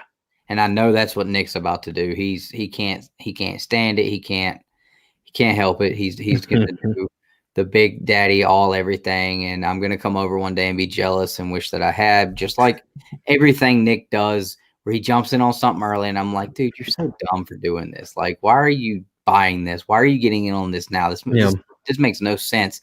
And then like a couple months later, I'm like, why didn't I do that? I mean, there's been so many things, Kanto, we talked about it earlier. Nick was on that Kanto train from the beginning and I thought he was crazy. And then I missed out and I hated it. The Comic Tom mystery boxes, Nick jumped on that right in the beginning and now he's grandfathered in at that price. He gets stuff. That's probably going to end soon because I just saw they're basically pulling in a bunch of Torpedo Comics exclusives. And if that's all I start getting are those. But I'm just saying, like, how many boxes did you pull? And I was like, dude, let me get that one thing or let me get that. You're like, I'll sell it to you. And I'm like, man, like you're selling that to me for what the whole box costs now. Like I want it, but I didn't want to pay that much for the box. I mean, so yeah, this will probably be another one of those things that once the figures come out and I see them, I'll be like, man, I wished I would have jumped in. It's just, I guess that's my thing with this statue thing. I have a hard time putting that money out on something I haven't put in my hands and looked at it yet. I don't know. I'm not an online shopper. I hate shopping online. I hate buying things without having them in my hands and looking at them first. So here you go, Austin. Buy 2 of them, and then if you decide to sell one, maybe you can double your money and pay for the first one. Now, if you have $300 and almost $400 with shipping, drop it, man. Maybe you get lucky and you're able to sell the one set for $180. But I can't do that. I didn't even notice that. That's how much it costs to get in on these. So $160. What the only thing that's really like causing me not to jump in, I have a really hard time with the cost of shipping that 3-pack. How much is it? The cost of shipping that 3-pack, go ahead and select that reward. Yeah, $30. But you got to remember it's coming from Canada though, right? So that I guess I know how much it is to ship some stuff I know everybody knows, but anytime I've tried to ship something from Canada, like heck, even a regular like 5-pack of comics cost almost that. So I got a really $90. I got a really good deal recently on an awesome Silver Age key that's coming out of Canada. So I actually did really well because it was coming from Canada. I think it helped me out on the price. And that'll be something I'll be showing off in a couple of weeks when it gets here, because I'm sure it'll take 3, 4, 5, 6 weeks to get here. And there's only 6,000 backers for this, so it's going to be not necessarily only 118 for the autograph ones. That's actually quite hilarious. But anyway, so I don't know. I mean, you're right. I guess $30 for shipping is pretty high, but in my mind, I'm like, I'm already spending $160. What's 30 more? And I wish I had that mindset. Don't you, Justin? Well, I think my mindset is just, I have to pay for something to get shipped to me. That's ridiculous. Amazon's ruined you. I'll tell you something right now. So I was on eBay the other day. I forget what book it was, but they wanted the book was probably worth the money. It was like a $50,000 or $60,000 price on this comic book, right? And these jokers still wanted to charge you $25 for shipping. I'm like, if I pay $60,000 for a comic book, you better damn well send it to me without charging me shipping. That's just crazy to me. Yeah. But I guess that's the thing. Like, they're worried about that, 20 something bucks. I'm putting 50 grand in your hand, but for 20 bucks, that's a deal breaker. Come on. Yeah, and it's one of those things where I can see both sides of that. I can see like, hey man, I'm giving you 50 grand. You should at least be willing to cover shipping. But from the buyer's perspective, or from the seller's perspective, it's probably, you're giving me 50 grand. What's another $25? Yeah. Well, and then to your point, Justin, so $40 gets you one figure by itself. For the shipping price, you could buy yourself a fourth figure almost, right? If it was a free shipping. Who knows? Maybe if there's enough backers, maybe he'll throw in free shipping. Wouldn't that be cool? Yeah, right. I doubt that happens. We're talking about the Todd Father, the king of headless figures here. I need to go get the scorpion and throw the head across the room again. Oh, man. Can we please get that bit so that when we start talking about Todd, you can just throw that bumper in real quick of the scorpion head? Please, can we do that? I need a timestamp because I didn't even edit anything from last week's conversations. Timestamp this week. Can you just? I mean, it's literally just 3 seconds. We need that because we're going to keep talking about that. Obviously, this is going to be something that's continuing to change and build and grow. So it's going to keep coming up. I think I need that to happen. I'm going to get you that timestamp, bro. I got you. That works. All right. So anything else from hold on before I say it. Anything else we want to talk about during?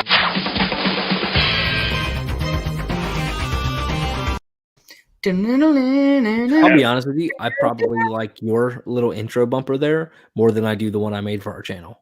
At the very beginning? Yeah, like no, that's crazy. No, I think this one is more creative. Dude. That our new intro is dude.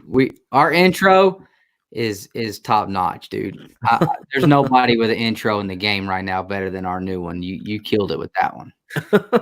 Not trying to downplay any of you other guys out there. I love all you guys too, but I'm just saying Nick killed that intro we got. I think the most impressive thing to me was the quality of the pictures that you used and how good they looked. I mean, it was sweet, dude. I know I keep stroking your ego on that, but yeah, a little bit. It's all good. I don't mind it. There's nothing wrong with the pat on the back. So anything else we want to chat about before we get on to the top 10 villains? Nobody cares about your Submariner 1 unless it's being sent to me. And I got Submariner number 1, sucker. Oh, Jesus. Hold on. Again, can we talk about how vain Dustin is real quick? Vain or excited? Come on, man. Vain. I don't have that many big keys in my collection. Southern, I'm glad you're back because we're about to do the top 10 villain, and then you can tell us about your opinions on it. At some point, we actually need to get Southern on to do one of these with us. I think that would be very interesting. Again, Dustin showing off his vain things. The Michael Jordan of getting good deals on Silver Age keys, baby. What's going on? Or a desperate local comic shop owner that you took advantage of. No, but who am I to say? I didn't even ask him to make me a deal on any of them. All right. I just handed them to him, pulled the card out, and he told me what he was going to do. So, hey, I'm sorry. Thank you, Adrian. Breaking everything up. Go ahead, Nick. Sorry. No, I was saying hey to Adrian. Okay. And then Southern said showing the goat. Yeah, and so come on, because we got to get to this top 10 list. Okay, Remember, I just had to tell Justin. Now, it's one thing you're not going to care about, but the other thing you're going to think is pretty cool. So, like I said, I did get my wife her first Funko Pop this week. I was so proud at the first words out of her mouth, though, bro. I handed her this Funko Pop. It was in a package. She opened it up. I had the guy address it to her. She was so excited. The first thing she said, dude, was, "Can I let her breathe?" I was like, yes, I love you so much. I wish I could have got it on film to send to the freaking major wrestling figure podcast, guys. That was so awesome when she said that. I loved it so much. And the first thing I thought of was like, Justin would get a kick out of that. First thing she said, "Can I let her breathe?" I said, "Let her breathe. Open her up. Let's take a look." That was so good. Jesus. Just let me know she pays attention, man. She cares. Absolutely. Oh man, Adrian, thanks for coming by, hanging out with us. Glad you saw that IG video. And speaking of my IG videos, is anybody checking out any of those edited little short clips I've been doing on Instagram? Let me know what you guys think about those. Those are pretty cool. I've enjoyed them, but maybe you guys don't care for them. Who knows? All right. So, anything else, Justin? Toy box? Or we? I just posted. I have one other thing that I want to show up and talk about. Let's do it. Share my screen real quick. Yep, go ahead. So what we're about to talk about, it's I don't know how you guys are going to react to it. We might stop being friends when you find out that I collect this type of stuff. Hey, are you going to show off your blue Jigglypuff today? No. Your blue Jigglypuff pop? So I am a fan. Oh, that is awesome. And Lego on Thursday just announced their newest Ultimate Collector Series Star Wars set. It is the A-Wing Starfighter. The A-Wing is probably one of my favorite ships in all of Star Wars lore. I don't know why. But this set is it's over 1,600 pieces. With display stand, it will measure 10.5 inches tall, 16.5 inches long, 10 inches wide. It releases on May 1st with a price tag of $199. Awesome. Jeez. But I will say, I've seen. Do you collect a lot of these? Like, do you have the Starship and stuff like that? The Starship. Wow. And it's funny that he's doing this, and I hope you can still hear me, Justin. So my brother-in-law has that one, and then he has the Darth Vader ship that popped. That yes. So my brother-in-law collects these, and he puts them together, and he has dropped some serious dough putting those together and showing like.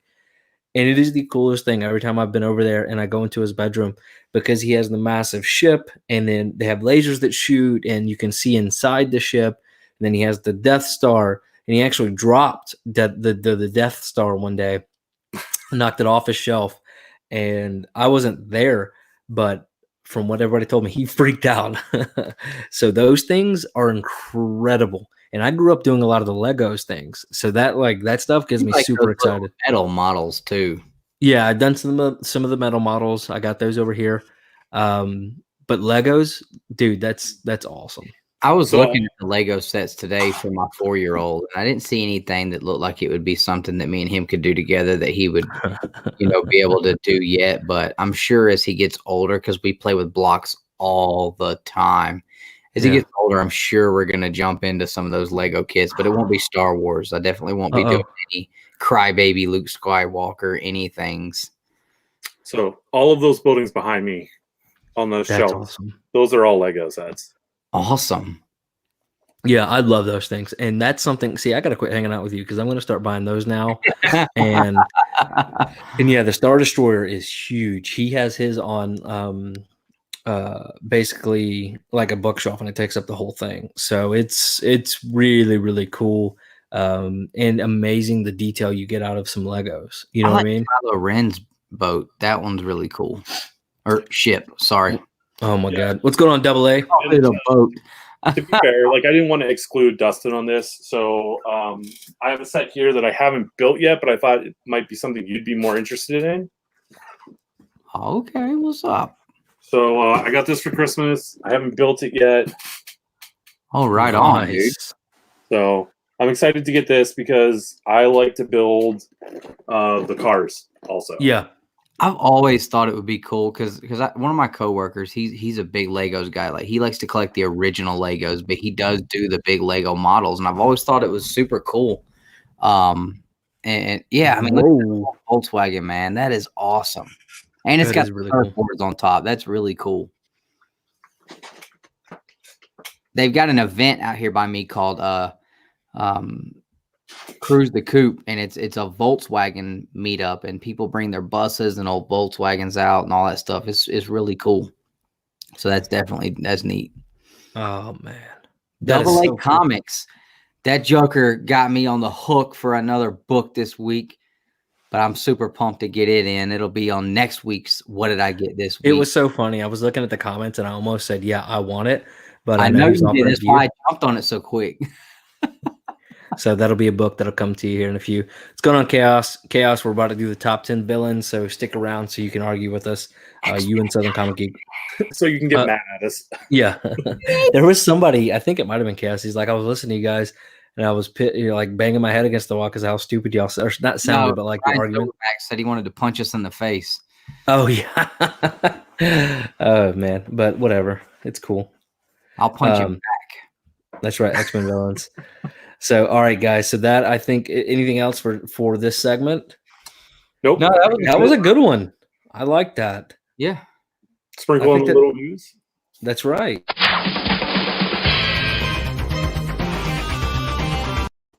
So we had a little news and a little Justin's Toy Box. So at some point, I think I'm going to make a graphic for a top 10 list because if people really do enjoy these, maybe I'll do a graphic and we'll throw up maybe a top 10, or if it takes too long, a top 5, and we'll kind of argue things. All right, so let's do it. Top 10 X-Men villains. You want to do it? Let's get it. Same format. We'll tell each one we have and then argue about what should be actual top 10. Sorry, I just read Southern Comic Geek's comment about the Vanisher. Oh, yeah. I have to go to the bathroom so bad right now.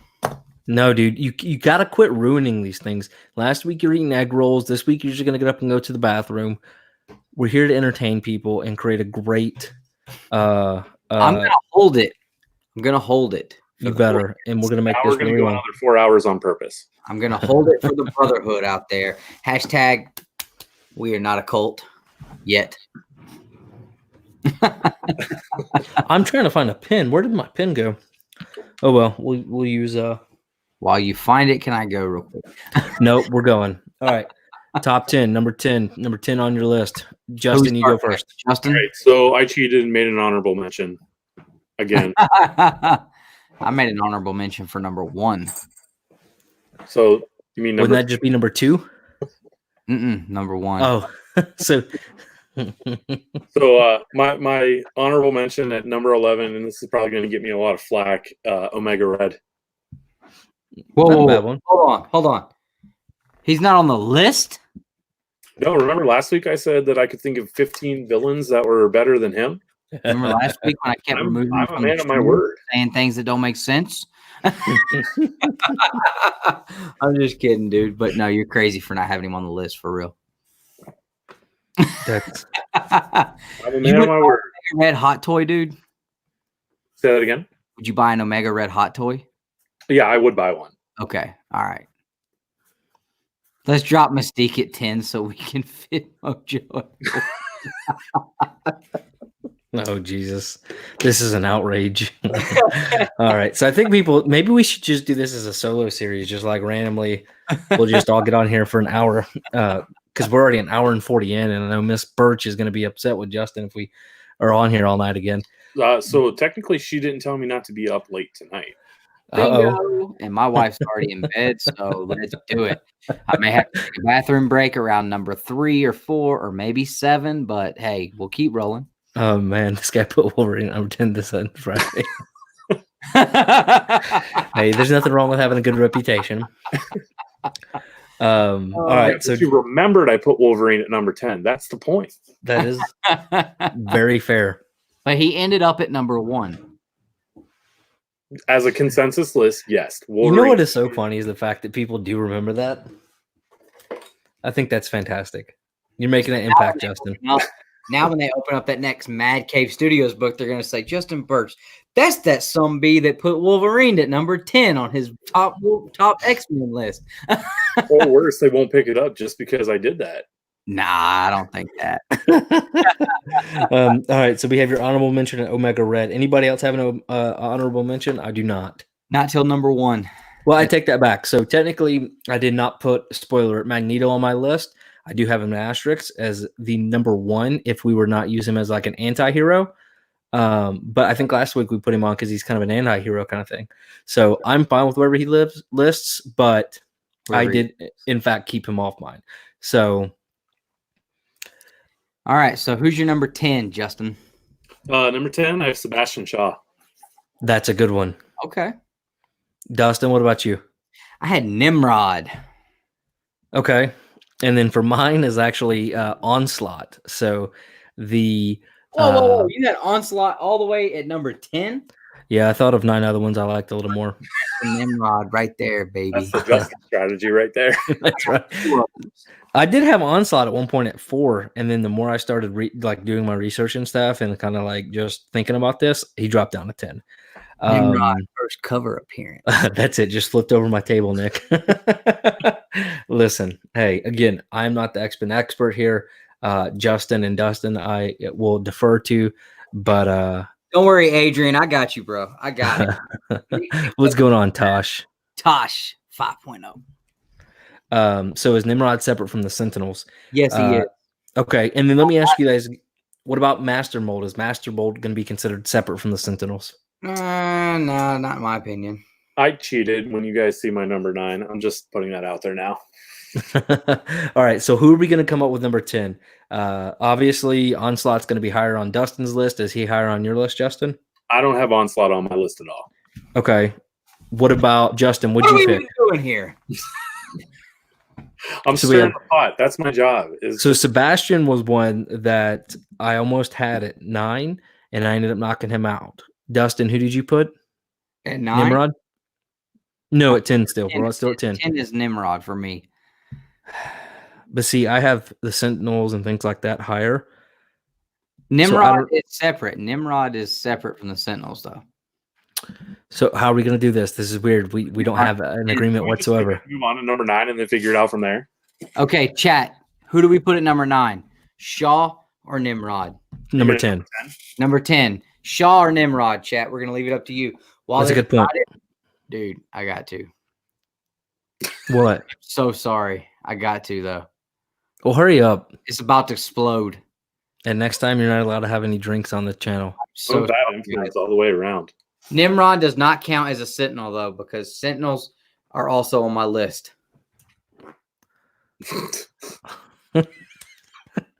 My God. I just hope you can't hear him all the way from here. So, Justin, hopefully Dustin can't hear me, so I picked up the Darth Vader. Okay. Yeah. Did you do the Sideshow or the Hot Toys? It was the Sideshow one, okay. I believe. Let me see. Hold on. I don't know. It was there, and I was like, man, this is really cool. And I really do like the fact that on Sideshow, and chat, stay with us. Dustin will be right back, please. What's going on, 1-2 Comic Talk? We're actually doing our top 10 villains list. We're just waiting on Dustin to get back. He had one too many drinks, and I'm looking to see which one it was specifically. But I tell you what's exciting to me is the fact I'm getting 5% back on things, and that's going to add up pretty quickly. Yep, and they do at least twice a year. They just did one like maybe a month ago where they gave away $75 spread out through the entire week. Awesome. So that's right. You told me about that. Yeah. So every day they would give away, was it 75? I can't do math in my head. You said it was like a bunch of $15 or $20 ones, yes, right? You're right. It was so every day they gave away $15 worth of rewards. Yeah. And if you got all 5 all week, that's $75. Yeah. So, and then remember I had that welcome one that I used, and I forgot about this, but I used my $15 promo to buy that because nothing else would take it. So this is basically free. I just thought it was kind of cool. All right. So Nimrod got number 10. Why? Who said Phil, that? so Phil Ailing says Nimrod number 10. That's the only person that said anything. So for now, I say we put Nimrod at number 10. Okay, whatever. We'll do it. I like our scientific process. Hey, I'm sure at some point we're going to revisit that number 10 spot. I mean, last week we shifted the whole list up just to that's right. put someone at the number 10. So, all right. So number 9. Who's coming in at number 9 for you guys? For me, it was Mystique. I had the Blob. Well, he's getting kicked out. What about you, Justin? So this is the one I cheated on. I have Sentinels, Master Mold, Nimrod. Okay. Okay. So that is a bit of a cheat because I actually have Master Mold much higher on my list, like extremely high. And then I have Sentinels like separate a little bit lower. And then obviously Nimrod just made the list. So I wanted to cheat and make sure that they all got on there. That's it. So I think we should take those and make them higher, right? So That's I think those should be higher on the list. So now we need to decide between Mystique and then what was yours, Dustin? The Blob. I'd just like to say, Southern Comic Geek, yeah, you're right, dude. And I don't think anybody was madder about that than Wolverine. He was so upset. And I would also like to point out, if I can, sorry guys, I just want to show you guys here. I'm not alone. There is so the Blob was a great character. And hello, X-Men number 3 is like a super big key that a lot of people buy. It's a very high selling copy. It's definitely a big key people seek. And the Blob was a great character. Okay, so, it doesn't have anything to do with the fact that the Blob in X-Men number 3 and then X-Men number 3 is also just happens to be the third copy or issue of one of the greatest comics ever. He's a great character, though. I'm just saying, like, why? Why is he great? Explain to me why. Behind the Blob, dude. Like, you can't Why? hurt the guy. Like, he just absorbs it all, and he just. I mean, I don't know. He's Counterpoint. A fat guy. He, dude. Come on, dude. Counterpoint. Really bump the fat guy. Counterpoint. Mystique is a blue naked redhead. Okay, and I had her on Just my kidding, top 10 X-Men's list. So. Okay. Overall, X-Men's list. Fat dude or naked blue chick? So I desperately wanted to find a way to put the Blob on my list. He is not, but I wish he could be. So what about Mystique? Is she on your list? She is on my list, but she's higher. All right. I'll sacrifice and we'll put the freaking Blob on there for now. And SCG's with me. SCG's with me. So I got my. No, did you see the face? Did you see the face? He's like, "Are you serious? It's not a happy face." All right, so we'll put the Blob, and I'm certain it'll get knocked down. But that's fine. That's fine. So number 8. Who do we put at number 10? We put Nimrod. Okay. So far, the consensus list is the Dustin list. What's up? Yeah, I'm out. And it's rough. Naked blue chick, Southern Comic Geek. All right, whatever. All right, so my number 8, because it's my turn to go first, is the Phoenix. The Dark Phoenix or the regular Phoenix? Dark Phoenix, number 8. Interesting. I'm a little upset that she's so low on your list. I just don't care for her. Number 8 for me, and this is a little bit of a spoiler on our next if we do it, if we talk about what we've been reading. But number 8 for me is William Stryker. William Stryker. Okay. Ooh. So that is another big one. So you've got some different. He knows his X-Men knowledge is way above ours. Yep. I have more than you, but not as much as Justin. Thank you, Chaos. Phoenix is overrated, he says. Well, I'll tell you, mine was number 8. However, I would concede to. You said yours was number 8. Omega Red. Sorry. But I will concede my place to either one of y'all's because I think personally, Justin's and then is a good spot for number 8. But I think Dark Phoenix should in fact be higher. So Justin's pick gets to go at number 8, and you have lost your freaking mind for putting Omega Red that low on the list. So we have Nimrod, we have the Blob, and we have Mr. Stryker. But again, I think we're going to probably ultimately replace a couple of people here. So I'm okay for now placing William Stryker at number. Well, I know 8. you guys are going to outvote me on Phoenix at some point, so that's why I say put Stryker there, because I'm not letting Omega Red go that low. I refuse. I will fight everybody before Omega Red hits number 8. Okay, maybe, but he didn't make either Justin's list, and then mine was fairly low. All right, number 7. What do we have? You're first. I actually put Emma Frost. I really like her as a character. I think she is probably one of the more strong female villains, if not the I don't know, her or Mystique. But I really like the Emma Frost character as a whole. So, number 7, I have Mystique. Okay. Dustin? I had Mr. Sinister. So he's higher on my list. What about you, Justin? He's higher on my list. So he's not getting picked. Justin, do you have Emma Frost on yours at all? I don't. Okay, so you're a sexist. That's cool. No, I'm just kidding. Yeah, wait. Even though I picked Mystique at number 7. Oh, yeah, that's right. Right? He had a female on the same number spot as you. No, dude, that was gonna be my response. Like, that's what I already had geared up in my head to get somebody. Whenever they're like, "Oh, Emma Frost, why would you pick her?" I was just gonna hit back with the sexist thing. But no, I'm totally cool with Mystique coming in at 7 because she was. It was her and Emma Frost for me. Southern Comic Geek and Chaos are killing me. I promise you guys. I'm gonna take care of y'all with my list. I promise.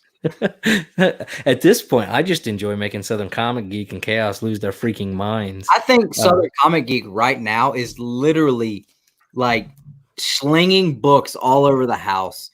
I mean, I can see his room just in complete disarray right now. And I know he's been working out of town a lot, so he's been having to stay in hotels.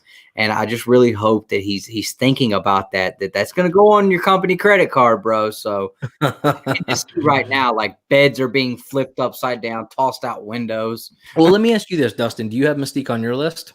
I do not. Okay, so because last week I had her on my overall X-Men's list. Okay. But when we make villains, like I'm okay with Mystique being number 7. I'm okay with that. I'm good with it. But I think we should write in Emma at a possible 10 over Nimrod, just because the Nimrod thing, Sentinels, Master Mold, I think they should all kind of maybe place a little bit. Now, this was number 8, correct? Yeah. So no, 7. Number 7. No, is it number 7? Yep, 7. Because I had Nimrod at 10. Yep. Blob at 9, Phoenix at 8. Okay, yeah. Mr. Sinister, number 7. Sorry, guys. All right, so let's do Mystique at 7. I'm going to put an asterisk next to number 10 for Emma Frost because I do think she's worthy. And then I think the whole Nimrod, Master Mold, Sentinel thing can be a little bit higher. Everybody agree to that? Whatever. Justin, or do we completely hate that idea? No, I'm just worried because I think the next part is the one that's going to get me to be banned forever.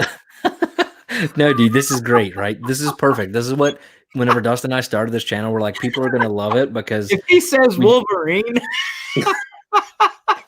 no, dude, it's going to be. We're gonna go from being only 4 away from 700 subscribers, guys, to like 200.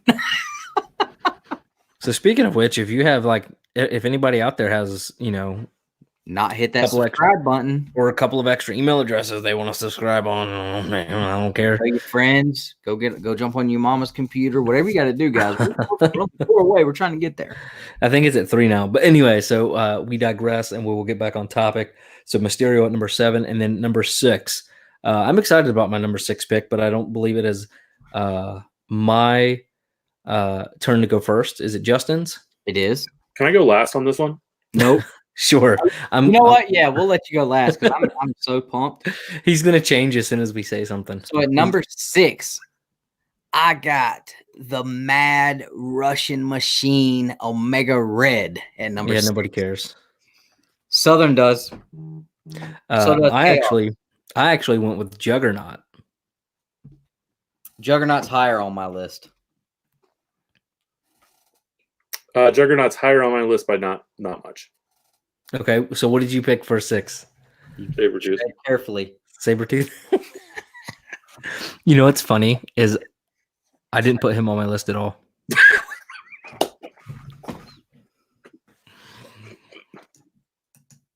All right, guys. So I'm going to do this by myself for the rest of the night because obviously these two have lost their freaking minds. Okay, in all seriousness, I mean, I do have him on my list, but I just wanted to get your reaction to. We're not picking Omega Red, right?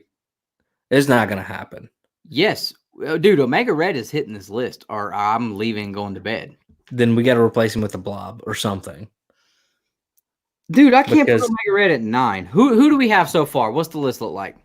So right now we have 10 Nimrod or Emma Frost, 9 the Blob, 8 Stryker, 7 Mysterio, or we can get rid of Stryker and put Mysterio? You mean Mystique? Mystique, sorry. What is Mystique at? 7. So let's bump the whole list back. We'll knock the Blob off and put Omega Red at 7. Who's 6 though? We need to come up with 6. Who did you guys say? I'm not putting Juggernaut at 6. I've got him higher, and so does Justin. Okay, cool. and so then Sabretooth at 6. That sounds good to me. No. All right, so what we'll do then is we'll bump Mysterio up to 6 and Omega Red at 7. Mystique, sorry. Okay, that's fine. I can almost deal with that without having issues falling asleep tonight. And at some point, yeah, cool. All right, so you guys actually like read the X-Men comics and watched the television show, right? I just want to make sure. At this point, I know people are like, so Southern Comic Geek and some other people, they're talking like, okay, how are y'all defining this? Whatever. At this point, my entire like I think it's personal preference. Like, yeah, and each character is probably like you know, there's certain characters on my list that I put there because of their importance to story, and then there's some of them that are higher because of my love for that said character. And my whole perspective is just to try to irritate Dustin as much as possible. So I just number like 5. Omega Red. I see Southern Comic Geek. Like, yeah, he hasn't had a ton to do with a whole lot of like groundbreaking storylines and stuff, but he's so cool and he's attached to the most popular X-Men character that there is. So to me, that gives him that gives him a little bit of, you know. Tosh, I know. But know again, Tosh? like Tosh, I don't know you personally, man, but I feel like you're definitely getting a Team Dustin shirt when the Two Brothers Comics team shirts come out, bro. I'm definitely gonna send you one. That's definitely coming to you, man, because I appreciate you. All right, guys. So we know who our number 6 is, 7, 8, 9, and 10. Now we're jumping into the top 5. I'm excited to see how you guys screwed up the top 5 on your lists. I'm excited to see how many people flip desks and tables and stuff. people are, I mean, I didn't realize X-Men was this serious. Wait till we get into something else. I don't know. I'm trying to think of something more serious than X-Men, but I think there's such a cult following for X-Men. Maybe Batman. I don't know. We'll definitely have to make that decision tonight just so that everybody can be prepared and be excited about it. But yep. Nick, you started with the top 5 with your 6 first, right? Yes. So it's your turn to do 5, and then I'll do 4. So Justin, number 5. Have you done on number 5? I think he froze. Yep. Emma got it. There we go. All right. So, that's great that I froze and I disappeared because number 5 I have Vanisher. I'm just kidding. Number 5 I had Juggernaut. And I can agree with that because I actually put number 5 as Sentinels. But again, we need to kind of decide, are we doing Master Mold and Sentinels as one collective group, or are we separating them? I say separate, and I'll tell you why when I get to Sentinels. All right. So for me, I did put 5 Sentinels, but I'm totally cool with Juggernaut being number 5. Well, I had I'll tell you what I'm going to do. I'm going to say, I'm just going to bump Juggernaut back to 5 because I did have him at 4. And now that I'm thinking about it, I think Juggernaut is a solid at number 5. I'm good with that. Let's do Juggernaut at number 5. We should just work our entire list around number 5, since that's like the consensus all around the board pick. Yeah. We got one right, guys. And I don't think anybody in the chat's really upset about that, so that's good. So Southern Comic Geek and Chaos are probably still typing. Look, so they're recommending Spider-Man villains next week. I think that's a really good one. Yeah. And then screw any villain with the name Goblin in it. Hey, speaking of Goblin, it's a pop. I think is this a pop? I don't know. Oh yeah, I remember when you opened that Mystery Mini. And then it's like made me buy one, so we spent like $9 a piece on those things. Whatever. I mean, it's all right. cool. So let's lock Juggernaut in at number 5. Who else picked Juggernaut at 5? Justin? Yeah. Yeah. Okay. Right on. All right. All right. Number 4. So, number 4. It's my turn to start, and I've got Onslaught at number 4. So he was number 10 on my list, and I didn't. Well, you're an idiot, so that doesn't matter. Okay. All right. I don't have a comeback yet for that. Let me think. But Justin, you go ahead. Number 4, I have Dark Phoenix. Oh, see, that's a good one. And then for me, I actually put Sabretooth because I felt like he was not a number 1 type character. Hey, at least you put him in the top 5. I'm proud of you there anyway. So this is going to be tough because none of the ones you said are actually for me coming up next. Southern Chaos. What is your thoughts here, guys? I think Onslaught needs to go. Or is he on your list, Justin? He's not. I think he needs to go. Dude, he's major bad though. I know he's a big bad and stuff, but I don't think he had an impact that the next 4 on our list probably will. I think we can all agree on that, right? He didn't come around until later on, into volume 2, you know. Did we put Dark Phoenix anywhere? No. So it's between Sabretooth and Dark Phoenix then. Well, I think what we can agree is that Sabretooth will be on the list at some point, probably when we rework it. Yeah. Okay. And I think Dark Phoenix needs to be too. So both an asterisk at number 4. Well, do we think Dark Phoenix over Sabretooth?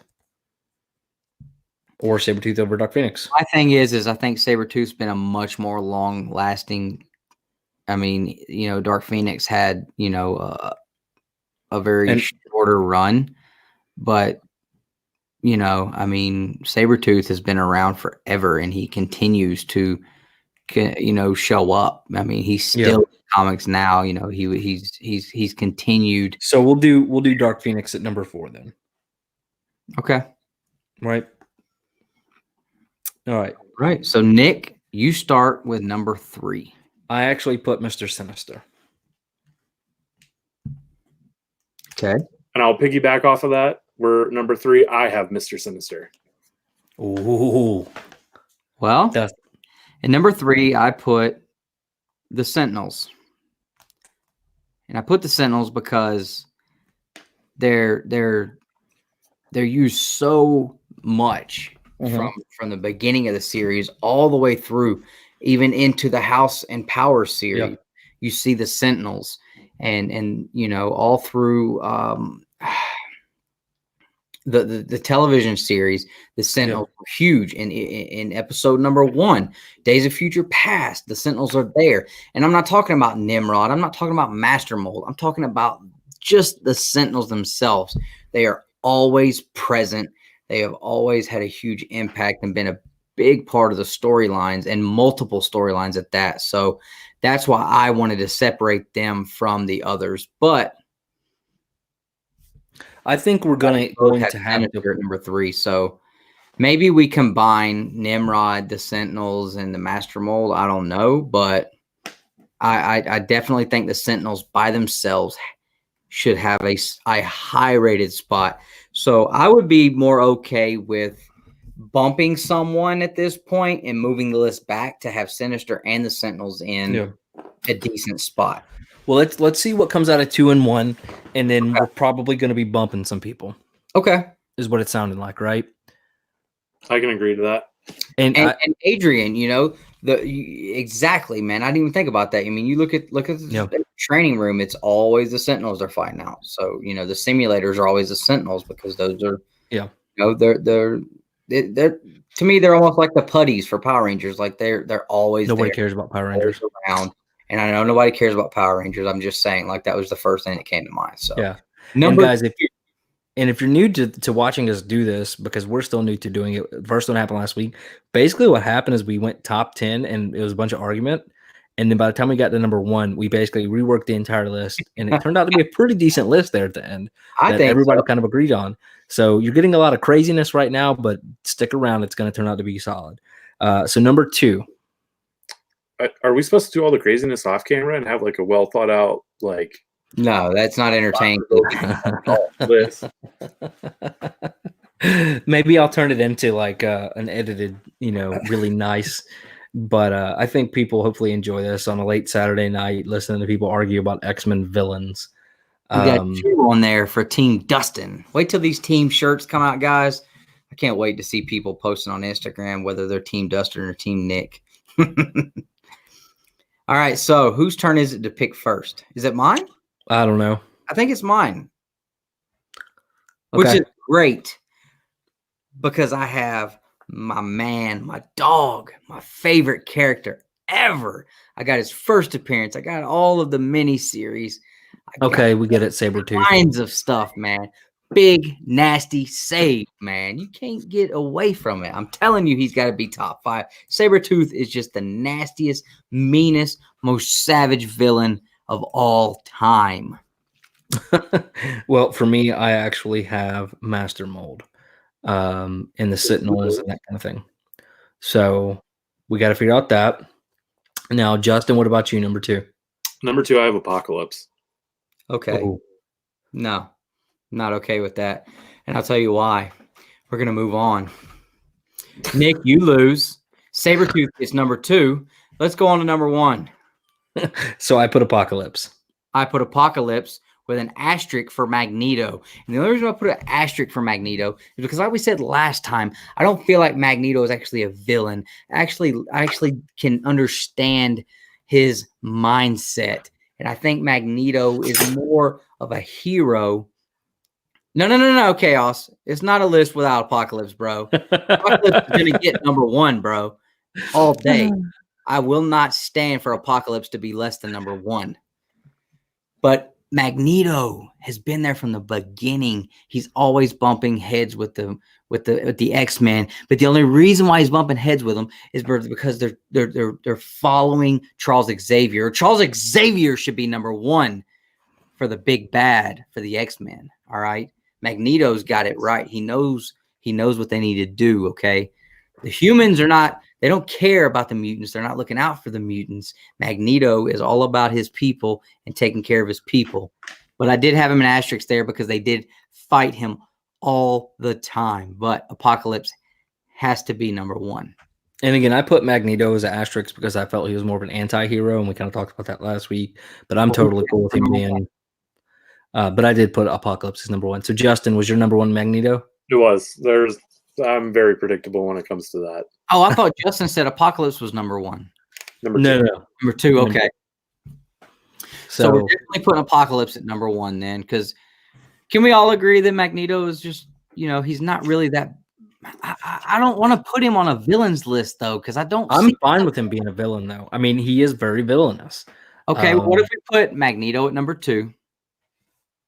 Put Apocalypse at number 2, Magneto at number 1 then. If he's going to be on the list, he's got to be number 1 then. Okay. End of story. If we're going to put Magneto on the list, he's got to be number 1. End of story. And Magneto, I agree with that. Then Apocalypse at number 2. Right. Let's work the list from 1 back. So Magneto. Wait. Before we do that, put Juggernaut in at number 5 because that's the one that everyone agrees on. Yep. Sorry, guys. If I'm getting too excited and you clearly are. I'm sorry. I'm so sorry. I'm just, hey, I love my X-Men villains, dude. I'm a villains dude all the way. I don't care about the heroes as much, but and that goes for all things. I just dig the villains. So we have Magneto at 1. Hold on. Oh my god. Okay. So yes, but then look at this. If Magneto isn't the oh my god. It's okay. And you're right, Southern Comic Geek Dispense does. Oh man. That is hilarious. I just like how everybody, and I'm pretty sure like somebody left because there was somebody in the chat that was making comments and they just disappeared. And I wonder if they like blocked our channel, like screw these guys. Oh no, here it is. William Bird. He was created to be a terrorist irredeemable. So yeah. I don't know because again, how he was oppressed. He was oppressed by a real terrorist, by Hitler, and that's why I say like I kind of feel for him because he's trying to make sure that what happened to him and his people as a child doesn't happen to mutant kind, and he doesn't trust humans. And can you blame him? Yeah, because he's a villain. All right. In the comic books, we kind of suck. When it comes to X-Men books. And yeah, very good point, Chaos. Very good point. And then that's what I'm saying with Magneto. I set up my table that I flipped over earlier. That's awesome. Well, I'm glad you guys have enjoyed this so far. So now we're gonna finalize the list. So we have Magneto, Apocalypse, and we need to figure out 3 and 4. I think we put Sinister, Dark Phoenix, and where are we gonna fit Sabretooth in? He's got to be top 5, dude.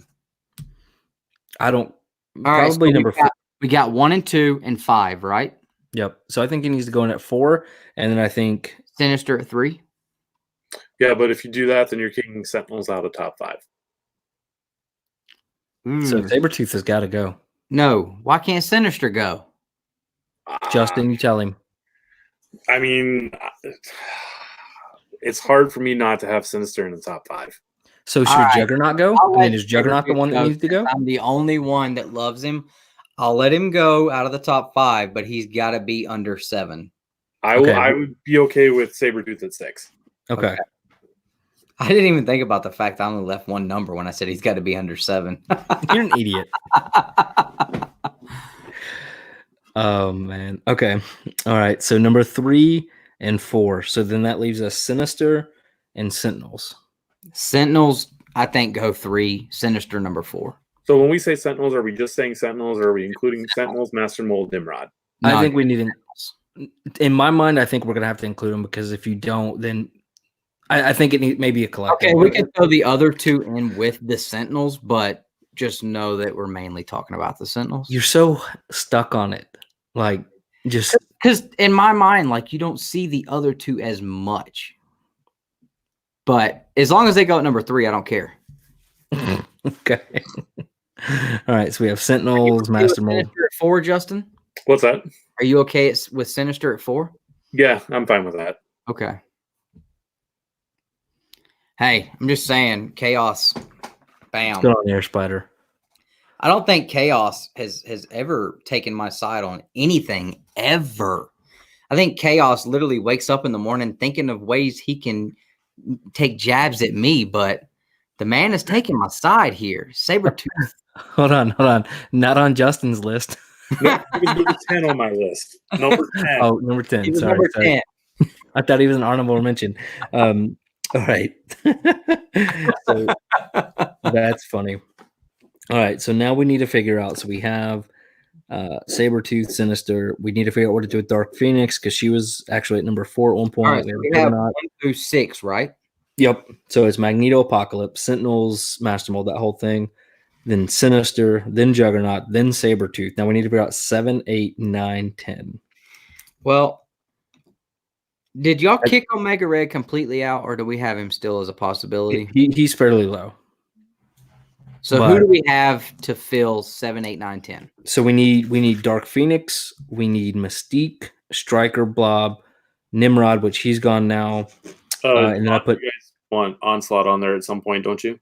I think we decided to remove him because you and I didn't put him on the list.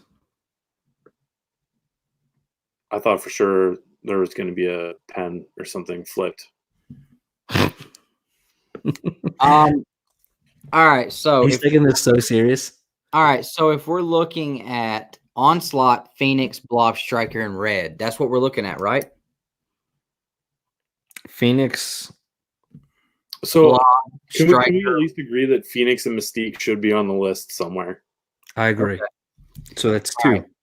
Then can we agree that we pull Striker at least? That's fine. Yeah. Now, All So let's say, all right, so Striker's out. That leaves us with 1, 2, 3, 4, 5. One more person has to go out of Blob, Phoenix. I say, okay, look, I'll let Blob go, but Omega Red cannot be number 10. I'm not willing to make that trade.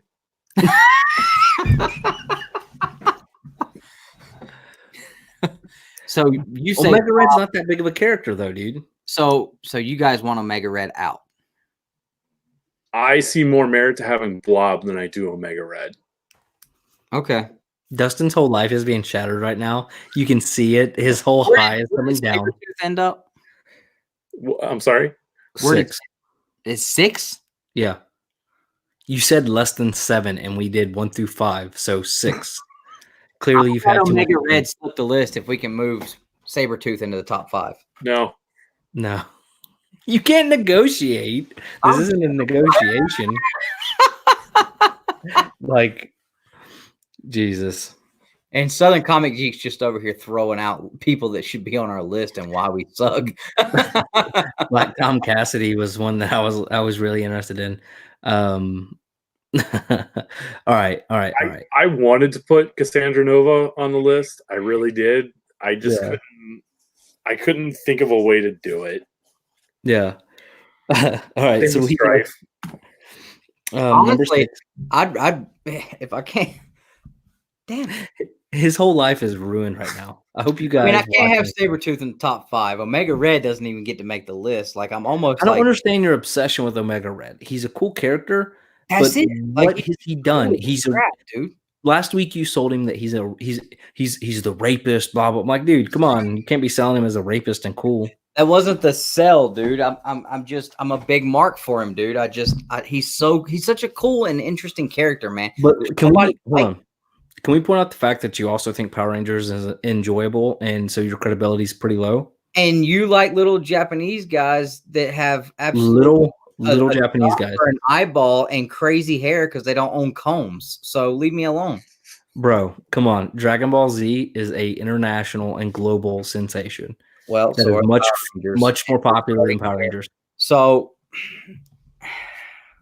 I don't know. I don't even know what number we're fighting over anymore. We're just 7, 8, 9, 10. We're fighting over literally right now. We're fighting over 7, 8, 9, 10. I'm just trying to figure out what I can do to get Omega Red on the list, but it doesn't look like we're going to be able to make that happen. I'd rather pull Phoenix off the list and put Omega Red on. Dark Phoenix made a much bigger impact. And that comic's going to be a hell of a lot more worth. Japanese guys. Dark Phoenix is going to be a whole lot worth more than X-Men Volume 2, number 4. Okay? I'd rather have the Toad on here than Dark Phoenix. Okay. Well, we all can agree that Mystique and who is the other one that needed to be on the list? Dark Phoenix. Dark Phoenix. So we all already agreed on that.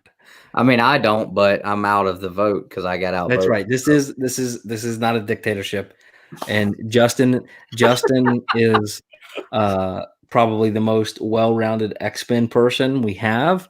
I'm not starting to think so. Person in this room, according to the chat, I should just trade in my fan card.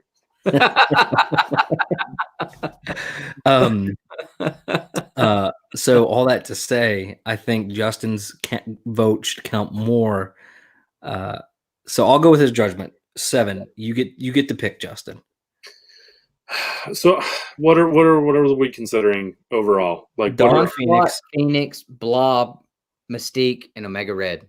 I don't think Onslaught should probably be on there. So I want to put Blob at number 10. Okay. I want to put Dark Phoenix at 7. Mystique at 8. Who are we thinking about at 9? Omega Red. No. Then Onslaught, I guess. That's the only And one. and I don't think Onslaught should make it either. I think we should evaluate The nanny. Oh my god! We should just throw Whitley Gilbert on there. Hold on, no. Wayne. Hold on. So there were some other people, right? So we had Mystique, Blob, Emma Frost was one. Nope. We only need 2 spots. We need we need 9, right? 6, 7, 8, 9. Looking Yeah. for number 9 or number 8 right now. We're only looking for one. No, he put Mystique at 8, Phoenix at 7, 10 at Blob. So we only need one more. Werewolves from Mojo World could make a better list. Shut up, Chaos. Tosh said Mystique shouldn't make it over Omega Red. I got some people in the chat that's on my team. Nah, dude. Team Nick. Let's go on Mass Panther. You have one person. That's probably you using some kind of fake YouTube account. I will not lie. Tosh, he's definitely Team Dustin right now. What book is worth more? Sabretooth's first appearance or Mystique's first appearance? Honestly, couldn't tell you. I don't know what Mystique first appearance. What should be like Giant Says X-Men? No, it's like Captain Marvel, like, oh shoot. Is it 16, 17, or 18? I can't remember. They're all interchangeable to me. Well, Omega Red can at least get an asterisk for number 10. Yeah, like 15. Because he can think of 15. So, but seriously though, number 9, that's it. Who are we gonna pick? Who's our choices? Omega Red.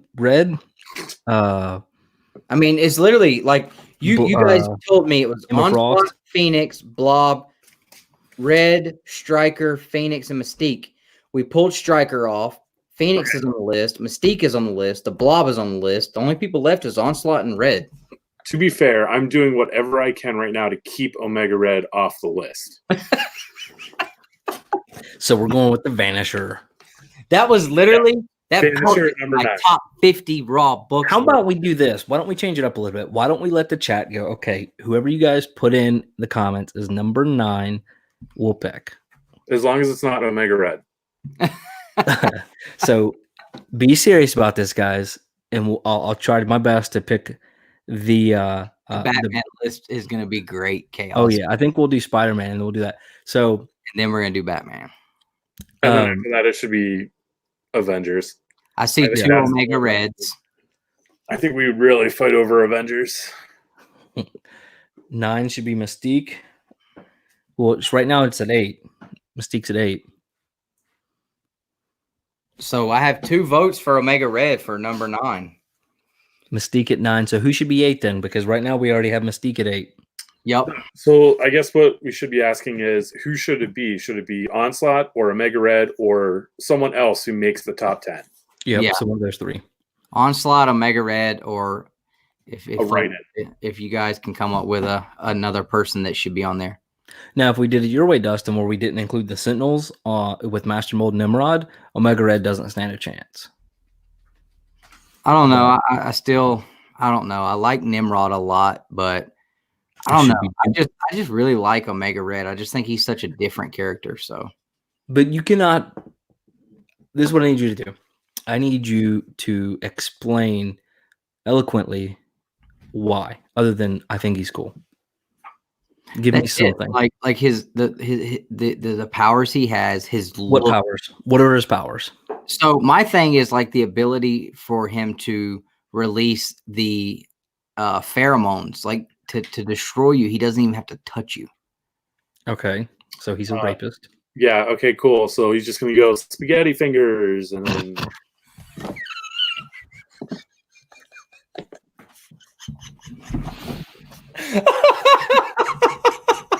And the seriousness coming from Justin right now is so fantastic. I absolutely love it. All right, whatever. I'm done now. Oh my god. Oh.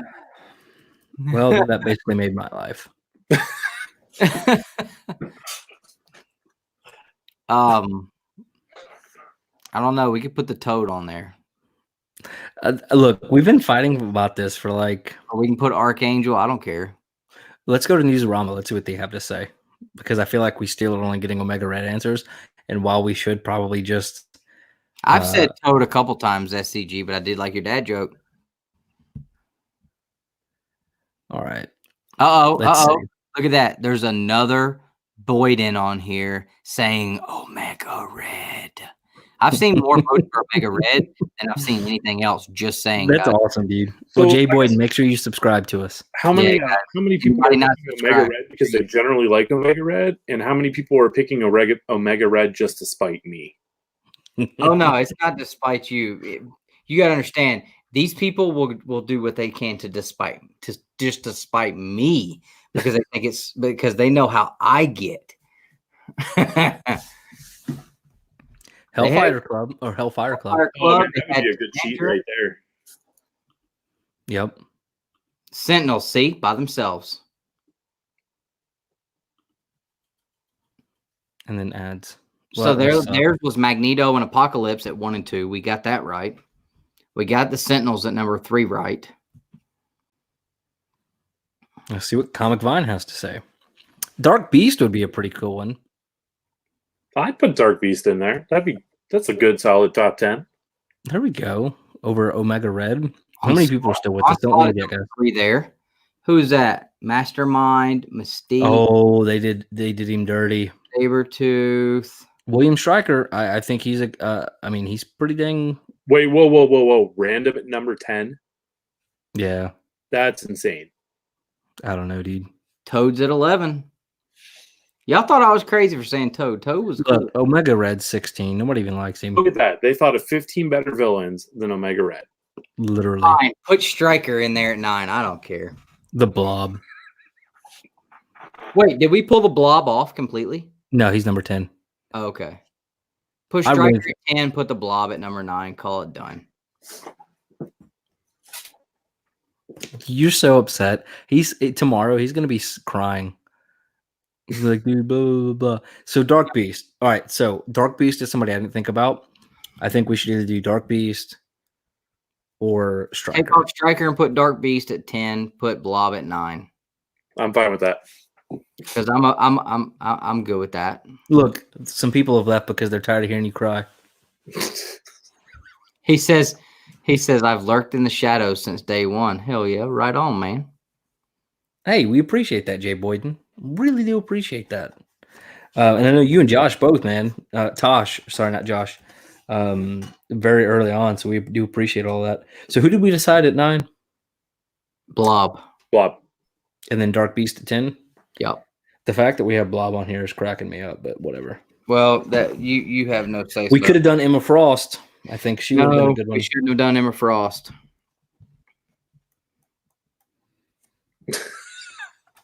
Shut up, Chaos.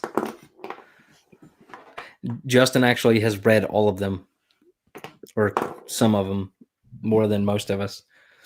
My knowledge comes from Wikipedia and YouTube. Oh my God! All right, so final list. Let us know what you think. Away now. Somebody subbed us up. You said we lost some people. I was just trying to check. Yeah, no, it's fine. It happens. YouTube clears out like what he thinks is spam accounts. Yeah, I thought it was funny earlier. Perry said that he was no longer subscribed to Dylan. I was like, yeah, YouTube's doing something crazy. Yeah, it happens. So Magneto number 1, we agree. 2 is Apocalypse. 3 is Sentinels. 4 is Sinister. 5 is the Juggernaut. 6 is an irrelevant character, but I guess we had to concede to Dustin somewhere at Sabretooth. 7 with Dark Phoenix. 8 with Mystique. 9 with the Blob. 10 Dark Beast. Thank you, Chaos. That would be kindly appreciated. Even though 700 is, a small number. Add those numbers, baby. But it is kind of cool, though, right? I mean, to hit that 700 mark, every time you kind of cross one of those thresholds, it's a good feeling. So we do appreciate it. And so what do you guys think? Is that a fair enough list? Do we leave anybody out? Omega Red. Oh, that's funny. Look, Jay Boyden is actually Josh. So Josh and Tosh, twin brothers. I was just about to say, I wonder if his name is Josh. That would be cool. Oh, that's awesome. That's really, really cool.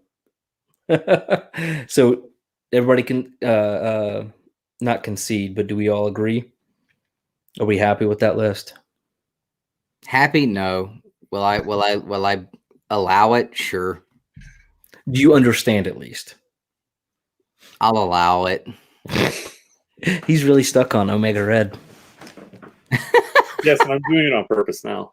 But I'm gonna say this: like at some point when we do one of these lists, you guys are gonna owe me at least. You're gonna owe me one spot to let me have my one spot at some Yes, point. you can put when we do Batman villains, you can put Ventriloquist at number 4. Speaking of Batman villains, guys, don't go anywhere because this is a great segue into something I wanted to talk about earlier, and we just did not have a chance to get to it. I'm glad you guys did, Austin, and everybody else. So I was man, cleaning my garage out this week, guys. It got to the point where I couldn't even back my motorcycle out anymore. So cleaning the garage out, and this is a really cool story. Me and Nick have talked about a book we both have, Chaos and Propaganda. Oh, come on now. Hey, we Come appreciate on. it, man. Name calling and all. So me and Nick both have this book in our collection now. We both talked about our love for this particular book, for this character. And I don't know if we've ever talked about the fact that The Killing Joke was probably the first comic book me and Nick, either of us, actually laid our eyes on. Yeah. I remember actually seeing some Jurassic Park comic books that my mom had at some point, but this one really sticks out. And our dad brought them home one day. He used to do, they would demo buildings and recycle all the metals and stuff. He would bring weird stuff home all the time. But he did bring home this bag at one point, and it had some Killing Jokes in it, and we remembered that. But we had no idea what happened to these books. And I only remember seeing one. Nick said there was a couple, but I only remember seeing one. We had no idea what happened to him. We've asked him. He didn't know. As I was cleaning the garage up this week, guys, I actually found one of them. The one that I knew existed, that I remembered. Now, I will tell you guys, it's a little rough. It's bad. This thing is pretty beat. And I'll pull it out of the bag, and Nick wants to not necessarily full screen, but split that screen like that. Yeah. So you can see creases out the yin yang. I mean, is destroyed. Yeah. But and it's got oil on front and back. And when I say oil, I'm talking about motor oil. It was in my garage, and it was on a shelf under a bunch of junk. And I had no idea it was there. I mean, the pages inside. I mean, it's beat. It's definitely. I mean, you can see the pages inside. You know, the rips in here. Yeah. But it was just so cool to find this book. We knew it was there somewhere, and to be able to find it, it was just really cool. And it is a first print. You can see right inside here. It does say first printing right there on the bottom. But I mean, like I said, it is beat, but me and Nick were both really, really pumped when I found it. I tried FaceTime, and I'm like, dude, I don't care what's going on. Answer the phone, because 9 times out of 9 when I call Nick or text him, he's too busy and doesn't answer. And I'm like, I'm probably editing or making some really cool videos. Busy. I was being serious.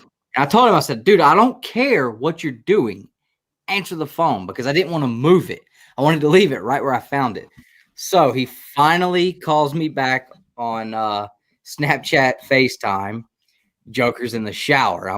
He's like, there, you happy? Now I'm in the shower, but I'm FaceTiming you. I said, dude, I don't care. Hair's all shampooed up. Found. And I showed him, and he was like, oh, that's awesome. That's really cool. I said, dude, believe it? Like, me and him have talked about, like, we wished we knew what these were when my dad brought them home, because they were probably in really good shape. But, you know, it's just cool to have found this book that me and Nick knew existed. And as we started learning about comics, it was the one book that both of us were talked about several times. Man, you remember when Dad brought home those Killing Jokes? We didn't even remember if they were first prints. I really thought they were because I really thought I remembered seeing the green. Yeah. But yeah, it was really, really neat. And like I said, it is, you can see a big crease across the back there. I mean, that's the bottom. I mean, it's destroyed, but it's something me and Nick will hold on to because it's just, it means a little really, less. Well, and so that was my thing. So Tosh and Josh said me and Tosh can press that for you. You guys need to create like one account together like we do and call it Tosh and Josh Comics. That'd be cool. And then subscribe so it's a third person. But so they said they can press it for us. And I was like, man, that might be a pretty cool thing, just to see how well it presses out. But then at the same time, keeping it as is kind of tells that story. Yeah. So let's talk about that and see. And one more thing, I had a question, and I don't know. Do you see that? Justin, you might know, or somebody in the chat.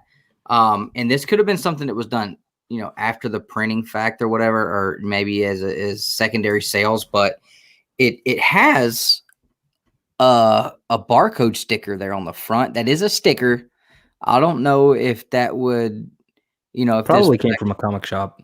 Yeah, I mean, I'm just not sure. I mean, it's an actual barcode sticker there, so I would assume that, you know, it's not necessarily a newsstand, but I don't know if that means anything. I've never seen one with that on there. My first thought was maybe it was a secondary, you know, sale, but that wouldn't make sense either. So, but it does have a nice wrap on it. It's way better than the wraps on our 9.8s. Go figure. It's not a miswrap. Yeah, it's pretty cool. That is awesome. Well, before we move on, I want to tell everybody out there. So if you want a chance to win Kanto trade paperback, I'm going to buy you one, send it to you. All you have to do is go to our David Boer and Drew Zucker interview. If you go to our channel, it's on the contest and giveaways. Yeah, Justin's like, where's mine? If you enter Justin, I will buy one and send one to you. And all you got to do is hashtag Kanto. So if you want a chance to win, again, it's like a $20 trade, one of our favorite stories, and you want to hear a little bit about kind of how it came to be, I would encourage you to watch that video and then comment hashtag Kanto, and we'll do a drawing. So, all right, guys. So we did our top 10. Oh, Lord. Also, the Brian Silverback's artist contest. Yesterday, you can check out our stream. Check out on Instagram for the Silverbacks Loggerhead contest going on. There's several different prizes. There's several different drawings to do. So make sure you guys check that out. And there's also a giveaway. If you go watch the stream from yesterday, you can find out how you're going to be able to win a signed copy of the Ash Can. Yep. Issue number 1 of Loggerhead when it comes out.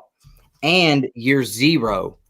We're going to do a giveaway. All 3 of those and they're going to be signed by Brian Silverbacks. I may be able to get him to do a little sketch ski on there, or a little remark ski on those as well. If you go watch that video we did yesterday, you'll find out how you can also enter in for a chance to win those. But make sure you guys check out that if you're an artist. Make sure you check out that that contest because it's really cool. We're excited about that. Yep, absolutely. So I don't know. Do you guys want to talk about some of the things you've read this week, or do you want to go ahead and wrap up, call it a day? Justin, I know, you know, we want to be sensitive to Miss Birch in her time. She's asleep right now. I don't want Miss Birch to tell us that you can't come hang out with us anymore. You know what I mean? So I want to make sure we keep her happy. And I know we kind of gone about an hour longer than we did last week. Yeah, I think it's fine. We can keep going. Okay. So I have not read a thing because my work has picked up. We are actually growing a lot more than normal. And then I've been doing all of these edited videos and all this crazy stuff and kind of rebranding some things on the channel, just making it look a little cleaner. But Dustin, maybe you've had a chance to read a comic book this week. I read a little more of Secret Wars. Totally digging it, man. I'm so into this series, and I'm talking about the original Secret Wars. I'd never read it before, and I'm really, really digging it. And I'm telling you right now, the more I read it, the more I love Dr. Doom. I've never really read a bunch that had to do with Dr. Doom. I don't claim to be someone who's read comics for my entire life or knows, an extreme amount about comic books. But Dr. Doom is definitely someone I'm digging right now for sure. Just through what I'm reading in Secret Wars, I'm really, really liking him. It's a great story so far, and we're gonna actually do a video.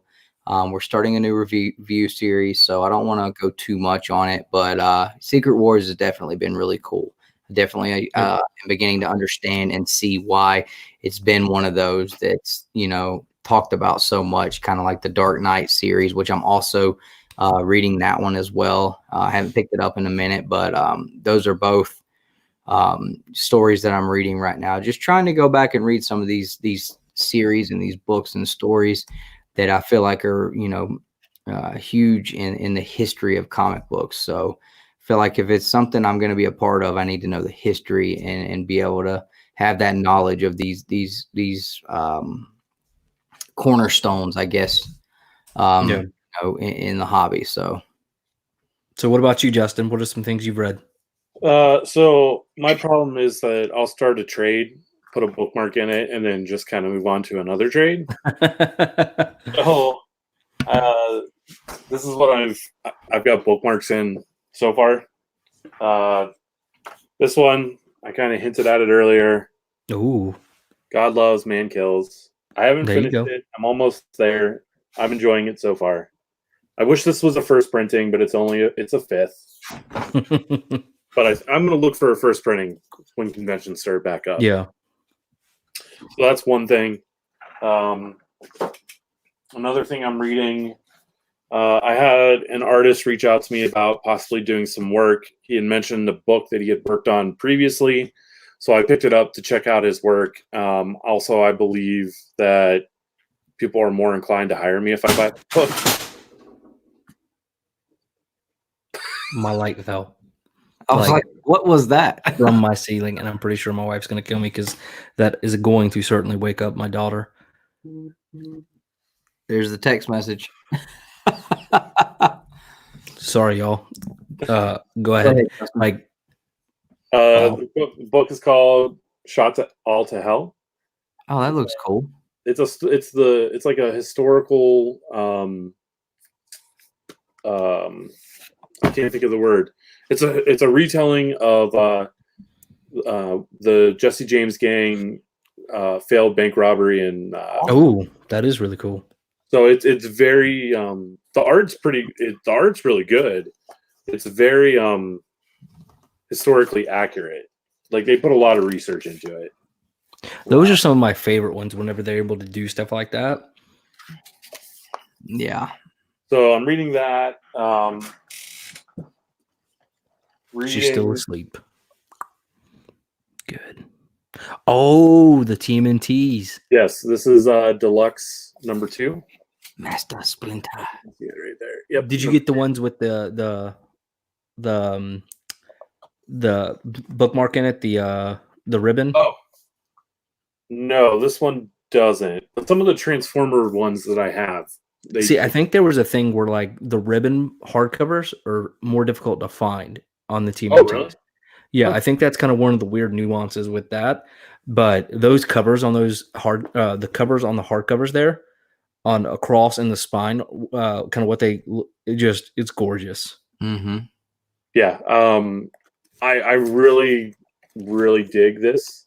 Yeah, because it, like the amount of Easter eggs and little things that they put in there to people who watch the cartoon and stuff. I really dig, and like it makes me smile. Did you buy that as a set or you buy them individually? I bought them individually. What are they going for now? I think you can get these like in the $30 to $35 range. Good. Well, that's not bad. I'm gonna definitely jump on that, and it goes all the way back from the beginning, right? I mean, from the IDW series. Oh, okay. So this just collects the IDW stuff. Gotcha. Yeah.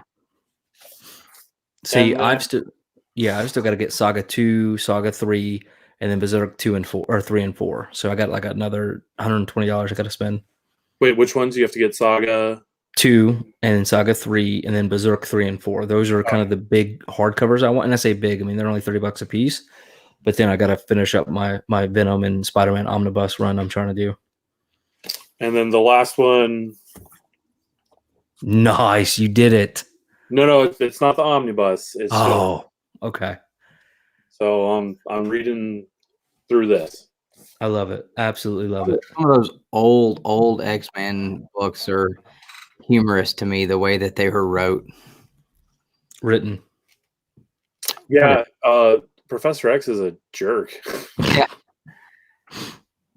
Well, it's just kind of like the whole the way they narrate every aspect of what's going on.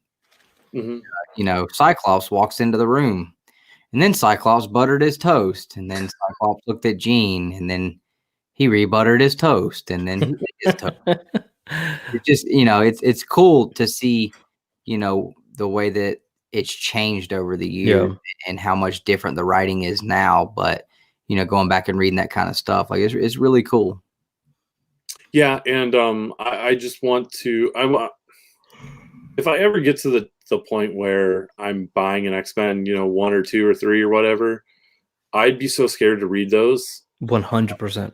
So that's why I want to go this route. I got that one, number 1 facsimile. What's up? We've been going for so long, my screensaver turned off. We're gonna have to. We're gonna talk off screen afterwards about this graded 2.5 that you have access to. Sounds good. I mean, not me. He actually just messaged me, responding to a message I sent him on Thursday, so I can hit him up. Yeah, we'll talk. I got the TMT hardcovers from a majority of them came from Amazon. Others, there's a shop in my area that will, on like pre-comic book day, they'll do buy 2 trades, get a 3rd free. Mm-hmm. And I will stock up on hardcovers like that then. Yep. Oh, okay, right on. See, I need to find somewhere that does that, because I get a lot of them from Amazon, but I want to be able to buy it at a comic shop, but I don't want to pay cover price when I can get them for 50% off. And I know that sounds kind of both backwards. Me has, but what I guess it's X-Men Volume 2 omnibus. Yeah. It has the giant size X-Men cover. They've got that one at 20% off right now. So what does that put it down to? 80? I've never even looked at the price on it. So I did read God Country. Nick, I just sent it'll be at Nick's house tomorrow. After he reads it, we're gonna do a review on it. But you're not gonna get the reaction out of me, I think, that everybody's hoping for. So yeah. So in the review series we're kind of doing, it's gonna be similar to the one I did with Berserk. However, I'm working my hand at some animation. Okay. I'm really enjoying all this graphic design. My plan is to be able to animate some panels, make it look a little more fun. And kind of whenever we do these reviews. So if you kind of want to see what they're going to look like, check out that Berserk video. And to be honest with you, check out the Berserk video, because right now would be a good time with all the lack of comics to get into something a little different than your typical comic book, right? It's still very similar, but I'm telling you guys, Dustin, you're going to read Berserk. I'll stab you in the neck with a knife if you don't read it. What movie did that come from? Step Brothers? Step Brothers. Jesus. I will stab you in the neck with a knife. And then I will touch your drum set. That curly-headed. Oh. Yeah, no. So, man, this has been a great conversation. It's gone well, I think. I think that's kind of all the topics we had. Is there anything else you guys wanted to talk about? Are we going to do Spider-Man or Batman next week? Or whenever? Huh? Villains, right? Yeah. Justin, you pick. What do you want to do next week?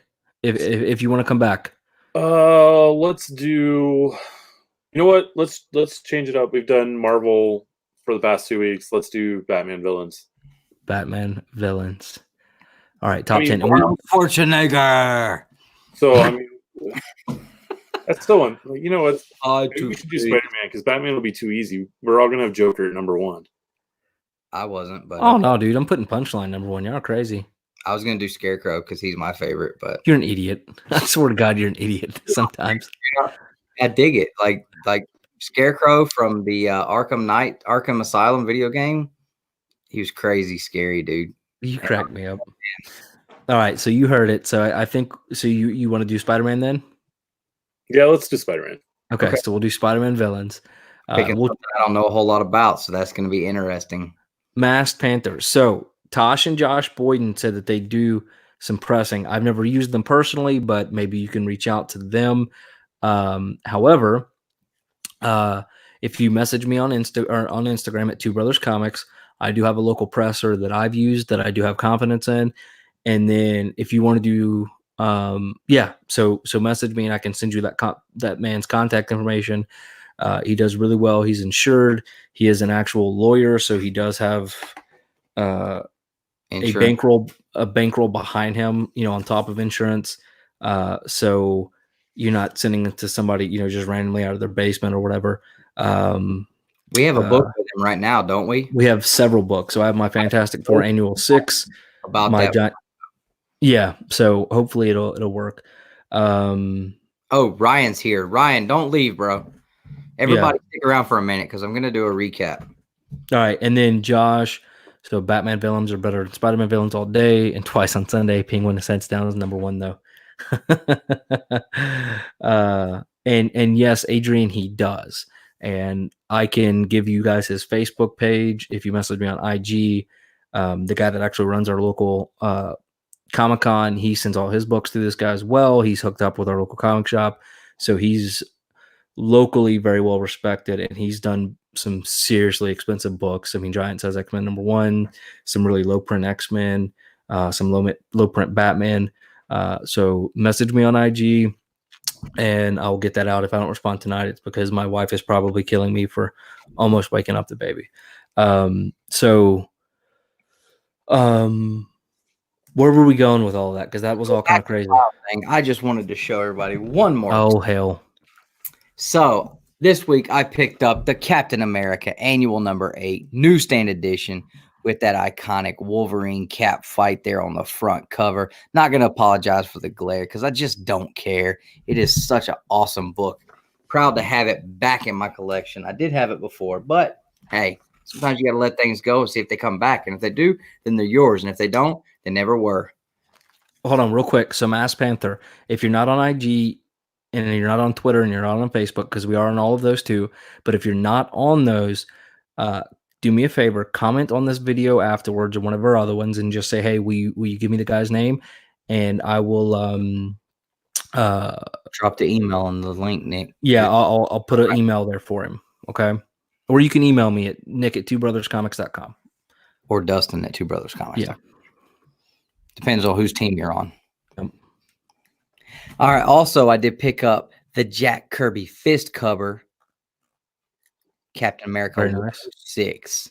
Beautiful, beautiful copy there, guys. Yep. And yes, Ryan, if you're still watching, brother, I finally got it. I found it. It's mine. I got that first Tiger Shark. Man, it is awesome. I'm so pumped to have this. So pumped. Tiger Shark is going to make the list next week for the best Super Spider-Man villain, hands down. And then I finally decided to pull the trigger on something super duper, Submariner #1. And no, you do not see a Tales to Astonish up there. You don't see a Marvel Tales. This is the real deal McGill right here, guys. Submariner #1. So pumped. All right. And I think we had Kirby in here, and I sent him that Spider-Man book or Venom book he was looking for. I wonder if it showed up. Oh my God. He's my favorite human being of all time. Oh man. Dude fits in so perfectly. Oh, so perfectly. I love it. But he should have. No. First and second. Yes, I know it's bad to have books back to back, but I have to rebag and board all my X-Men books. The whole box needs to be rebagged and board, but let's be realistic. I'm too busy buying Submariner #1s. He's too damn cheap, is what it is. He will not go out and buy decent quality bags and boards. He refuses. I bought that Submariner #1 though, sucker. What's up? I got the Cap 100 too. Do you need me to go grab that? All right, good deal, Kirby. I'm glad. Good. So Let me know if you haven't gotten it by Monday or Tuesday, and I'll check the tracking. Oh, I didn't even think about it. Yo, so Ryan is mega Spider fan. Yeah. Man. He is working on putting that whole entire run together. Yes, it was. He picked up that Tiger Street. red Spider-Man No More cover that you keep throwing up on Instagram, Nick. I'm not. Well, it was not this. It wasn't ASM 50. It was a homage, kind of a different version of it. Okay, but he did pick that up this week. So that cracked me up. He said, I'm gonna prepare to be pissed right now. Yeah, you got a week, man. You got a week. I may actually be messaging my brother Ryan a little bit to get a little intel on this list next week, so I don't look like an idiot, because I'm not a very big Spider-Man fan. I'm literally going to be pulling my entire list from the animated series. Just letting you guys know now. So what is the big one that like was the first one? It was the Sinister. They didn't call him 6 at first. It was something else. The Sinister list. Just saying.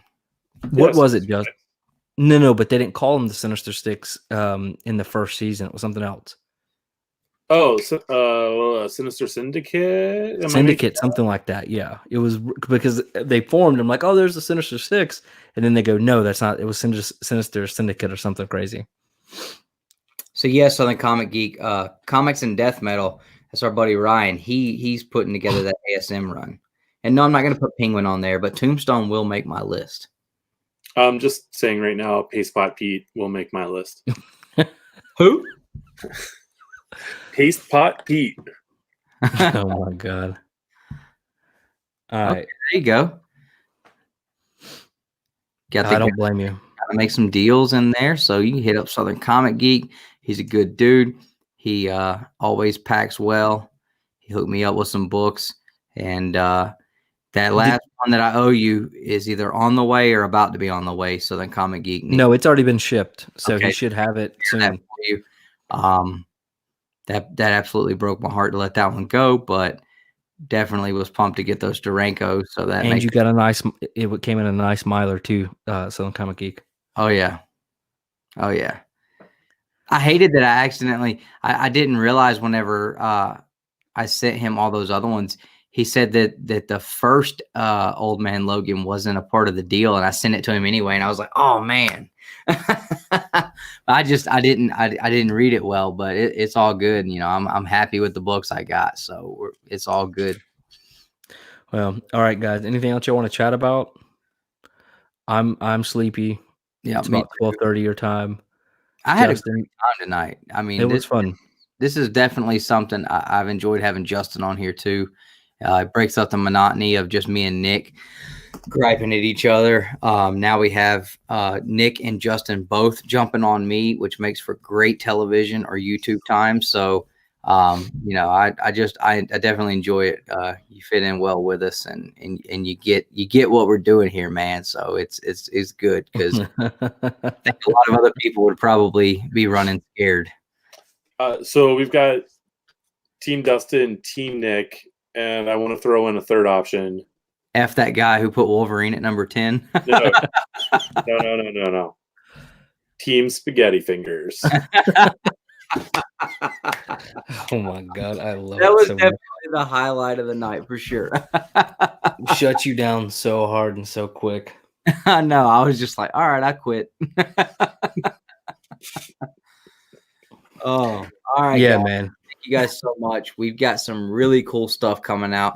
I just finished up a video, and I don't know when Nick's gonna be able to get to it because he's working on some other stuff. But I started a new series that is just gonna be me and you guys, the Brotherhood, are gonna be a part of that video series, and I hope you guys really enjoy it. I had a lot of fun doing it, and I think it's gonna be something you guys will hopefully enjoy too. So that's gonna be something new coming out. We've got a brand new way that we're going to start doing actual reviews on series, whether it be omnibus or individual comics or comic series in general. I know that's something that we weren't doing in the beginning, but we're jumping into that now as well. So we've got that coming out Wednesday night. There's 17 of you in here right now.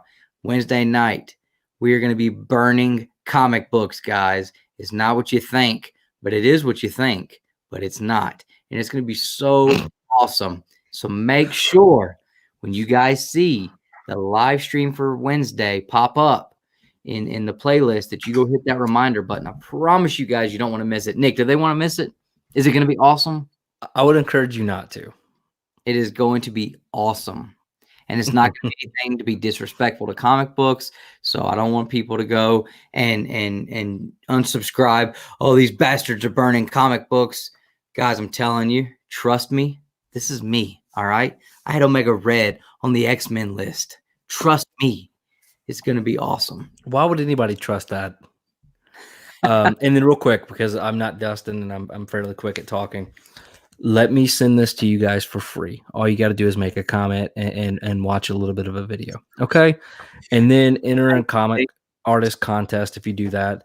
Justin, Ryan actually entered it and it was quite funny. It was a really cool little sketch, but I would love to see your attempt at drawing Loggerhead. So you should definitely put that out there in the Instagram and Twitterverse. I don't care if you do it. I don't care if you do it on this, like a sticky note. I'll vote for you. Southern Comic Geek, if you're not impressed and you don't think what happens on Wednesday is cool, I'll send you a book for free out of my personal collection. That's how confident I am. That cracked me up because you kind of had like a Vince Vaughn feel when you did that. From like Fred Claus. Come on, man. Let me help you. Help me help you. You send me $10,000. Let me blow it up into 50. Send you $20,000. $10,000. Merry Christmas to you. I want to give back too. Let me help you out. That's funny. Well, anyways, guys, I hope you had a wonderful night. Hope this is becoming a regular thing. Justin being on, we truly appreciate it. Nobody cares about your stupid comic book, Dustin, that you've been talking about, and like I'm sure you're gonna put it next year. That's right. Two Brothers. What's going on, Tyler? Hanging out with us. But Two Brothers Comics and Justin too. That's right. We're gonna have to find a way to fit something in, right? But hopefully, keep it you guys. I'm just a sometimes contributor. Well, we do appreciate it, man. And I hope you guys enjoyed the Saturday night Comic Book Babble-on. Anything you want to plug, Justin? This is your time. I'll give you the floor. I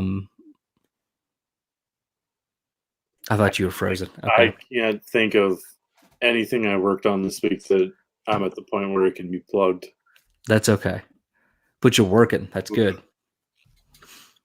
That's absolutely good. I'm just seeing this now. You went now? Here being the mock.